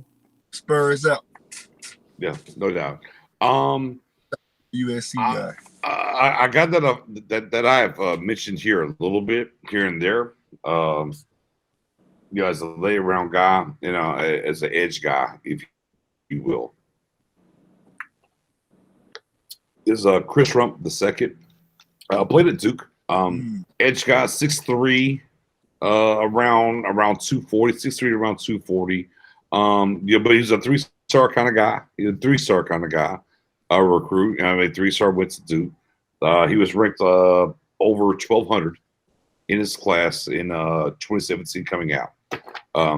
But he ended up starting. He played 36 games, started around 11-12. And he also was team captain in 2020 for Duke. And he was second team All ACC. He also was 3rd team All ACC in 2019. He had 124 tackles, 33 for loss, 17 and a half sacks. We like sacks around here. Yeah. He's kind of in the same mold of the undrafted guy last year who left and then came back. The guy from the same school Danucci went to. Matt Owen, what's his name, Matt? I'm not sure which player you're talking about. The defensive tackle. You talking about the defensive tackle from the same school that Ben Danucci went to. Oh yeah. What's his name, man? Anyways, I just looked at him. Guy. He's about 6'3". Rondell Carter. Jesus. Yeah. Rondell Carter. Yeah. Rondell Carter. And he, kind of the same guy, but Chris Rump did a little bit more on the edge and Carter kind of on the inside. So that's a guy late from Duke that I'd say, hey, edge guy, depending on how the picks fall, what we do around the 5th, 6th, 7th round, keep an eye on Chris Rump II. For sure. People in the chat talking about Paulson Adebo too. That's a great name. Another opt-out. We didn't get to see him in 2020, but he had 8 interceptions in 2018 and 2019. Good size. I think he's like 6'1", ran a pretty solid 40 times. So I could definitely see Dallas being in on him. I don't really know where he's going to go. He's a tough guy to project. A lot of people think he's the 2nd round pick. he may fall into the third. I'd say he's probably going in the second, though. I don't think he's a fit for us unless we trade back up, personally. Do y'all like I don't mean he wouldn't be a fit for a roster. I mean, I don't think he's a guy we take at 44. I think you'd have to do y'all like back up. Terry? Do y'all like Terry Jackson? From Coastal Carolina? No, I do. I like him a lot more in a edge 3-4 than what we do. I think edge. Well, I guess with Basham, I think signing was kind of them protecting themselves. Because now you got D-Law, Basham, Armstrong, and Gregory. So people think the edge is a need and a not. So they think the edge is a need, but it really isn't that much, honestly. Right. And they got Dorrance Armstrong still. Yeah, Dorrance. Well. Yeah, you got Armstrong. Yeah. Too. So you got five. You got 5 guys right now. Yeah, I mean, but I think they'll look to add to it. I'm just not as high as they are. That's why the Terrence Jacksons look. It is a great look. I like him as a prospect. I just don't know if Dallas is going to look at him being their guy here before a 3-4 team picks him, if you will. Chris Rupp the second I just brought up. He's Rondell Carter-esque and things he can do. I like him a lot. FSU's got a guy late who's kind of a little bit of a prospect. And he's good. So, no, I think they will add an edge at a certain point in this draft. But again, it's not in my top 3 or 4. That, unless a guy on their board that they had a super high grade on is overlapping at a certain point, then at that point, sure, all bets are off. Kind of the same thing with linebacker. I mean, look, if they're sitting at 44 and Parsons is on the board, I guarantee you they're drafting Parsons. Yeah. That's right. I mean, so when I'm saying they're not going to draft the linebacker high on their first 3 or 4 picks, that's unless something godly falls in their hands, they have to, like CeeDee Lamb at 17 last year. But with that being said, though, man, let's get out of here. We've been here way too long. Matt Owen, where can they find you? You can find me on Twitter, Professor O_NFL. You can find me sometimes on Stargang. I'm a friend of the show and maybe a member at some point. We'll see. So you can find me on Twitter, Professor O_NFL. I just started a YouTube channel. Don't really worry about checking it out yet. I'm getting a new microphone and headset tomorrow, so I'll start making some videos. But I'm gonna do a lot of No. I'm muting all that. No. That'll be over here on the Star Game. Don't worry about it. Go ahead there, Geechee. You can find me on Twitter at Carolina Geach, Jock Senior 843, Geechee Cowboy on Facebook. I be in Star Gang. Instagram, I don't really got one yet. I need to start one. And then you can find me with Boss Cowboy and the Boss Cowboy Sports all the time. I'm about to start doing some videos with them too. So anytime you want to talk football, man, I'm here. I love it. I appreciate it, man. Y'all guys are great football heads. Like, I appreciate it a lot. That part. Man, hey, look, if you're on YouTube, you already know you're on the Star Game Podcast channel. Man, sub, notification bell, like. Thank y'all so much. We had the goal to get to 400 subs before the draft because we just started this year, and we are literally under 100 away. So everybody on Facebook that hasn't subbed to us on YouTube yet, Star Game Podcast over there, try to get to 400 before we get, at least by the end of the draft, if you will. And then on Facebook, man, easily Star Gang is the group. Star Gang is the page. Like and follow the page. Come join the group. We'll get you in there. We're 4,000 strong. And then, of course, man, if you like this beard and you like what I'm talking about, your_guy_Nix, Nix. Man, come follow me on Twitter. IG, I got one. Come find me. I don't know how it works. I'm barely over there. I don't know. I'm a boomer. I don't know. What can I say? Man, Professor O, Geechee, man, thank y'all so much. Been a great time talking about this draft. We're going to do it again. I had to make sure I got my guy Geechee on. Boy, Geechee been in my, Geechee's like, Nix, come on, man. Come on. I'm like, I got you, fam. Appreciate it. Bro, I was going to get you on there. Won't be the last time either. Well, not. Anytime, man. Just let me know. Matt, on the contract's in the inbox. Just sign it and send it back to me, okay? Sounds good. Let's get out of here on that. Draft special. J Tuck Cowboys fans only CFO, Stargang, Mary Ellis Spooney, Knicks, maybe Matt Owen. We'll see how the contract works out. Man, Thursday, Friday, Saturday, live in your face, special guests, giveaways, the whole nine, breakdowns. Man, don't miss us. It's going to be good. I know BCS Geechee, y'all gonna be over there doing y'all thing as well with what you got? BCS Sports and Boss Cowboy Sports, that is, and Skywalker in the building. Man, they got that thing going over there too, man. Bounce back and forth, support both sides, man. Yep. That's what it is. So we grow. Appreciate y'all. How many days before the draft, guys? How many days before Christmas? How many what we got?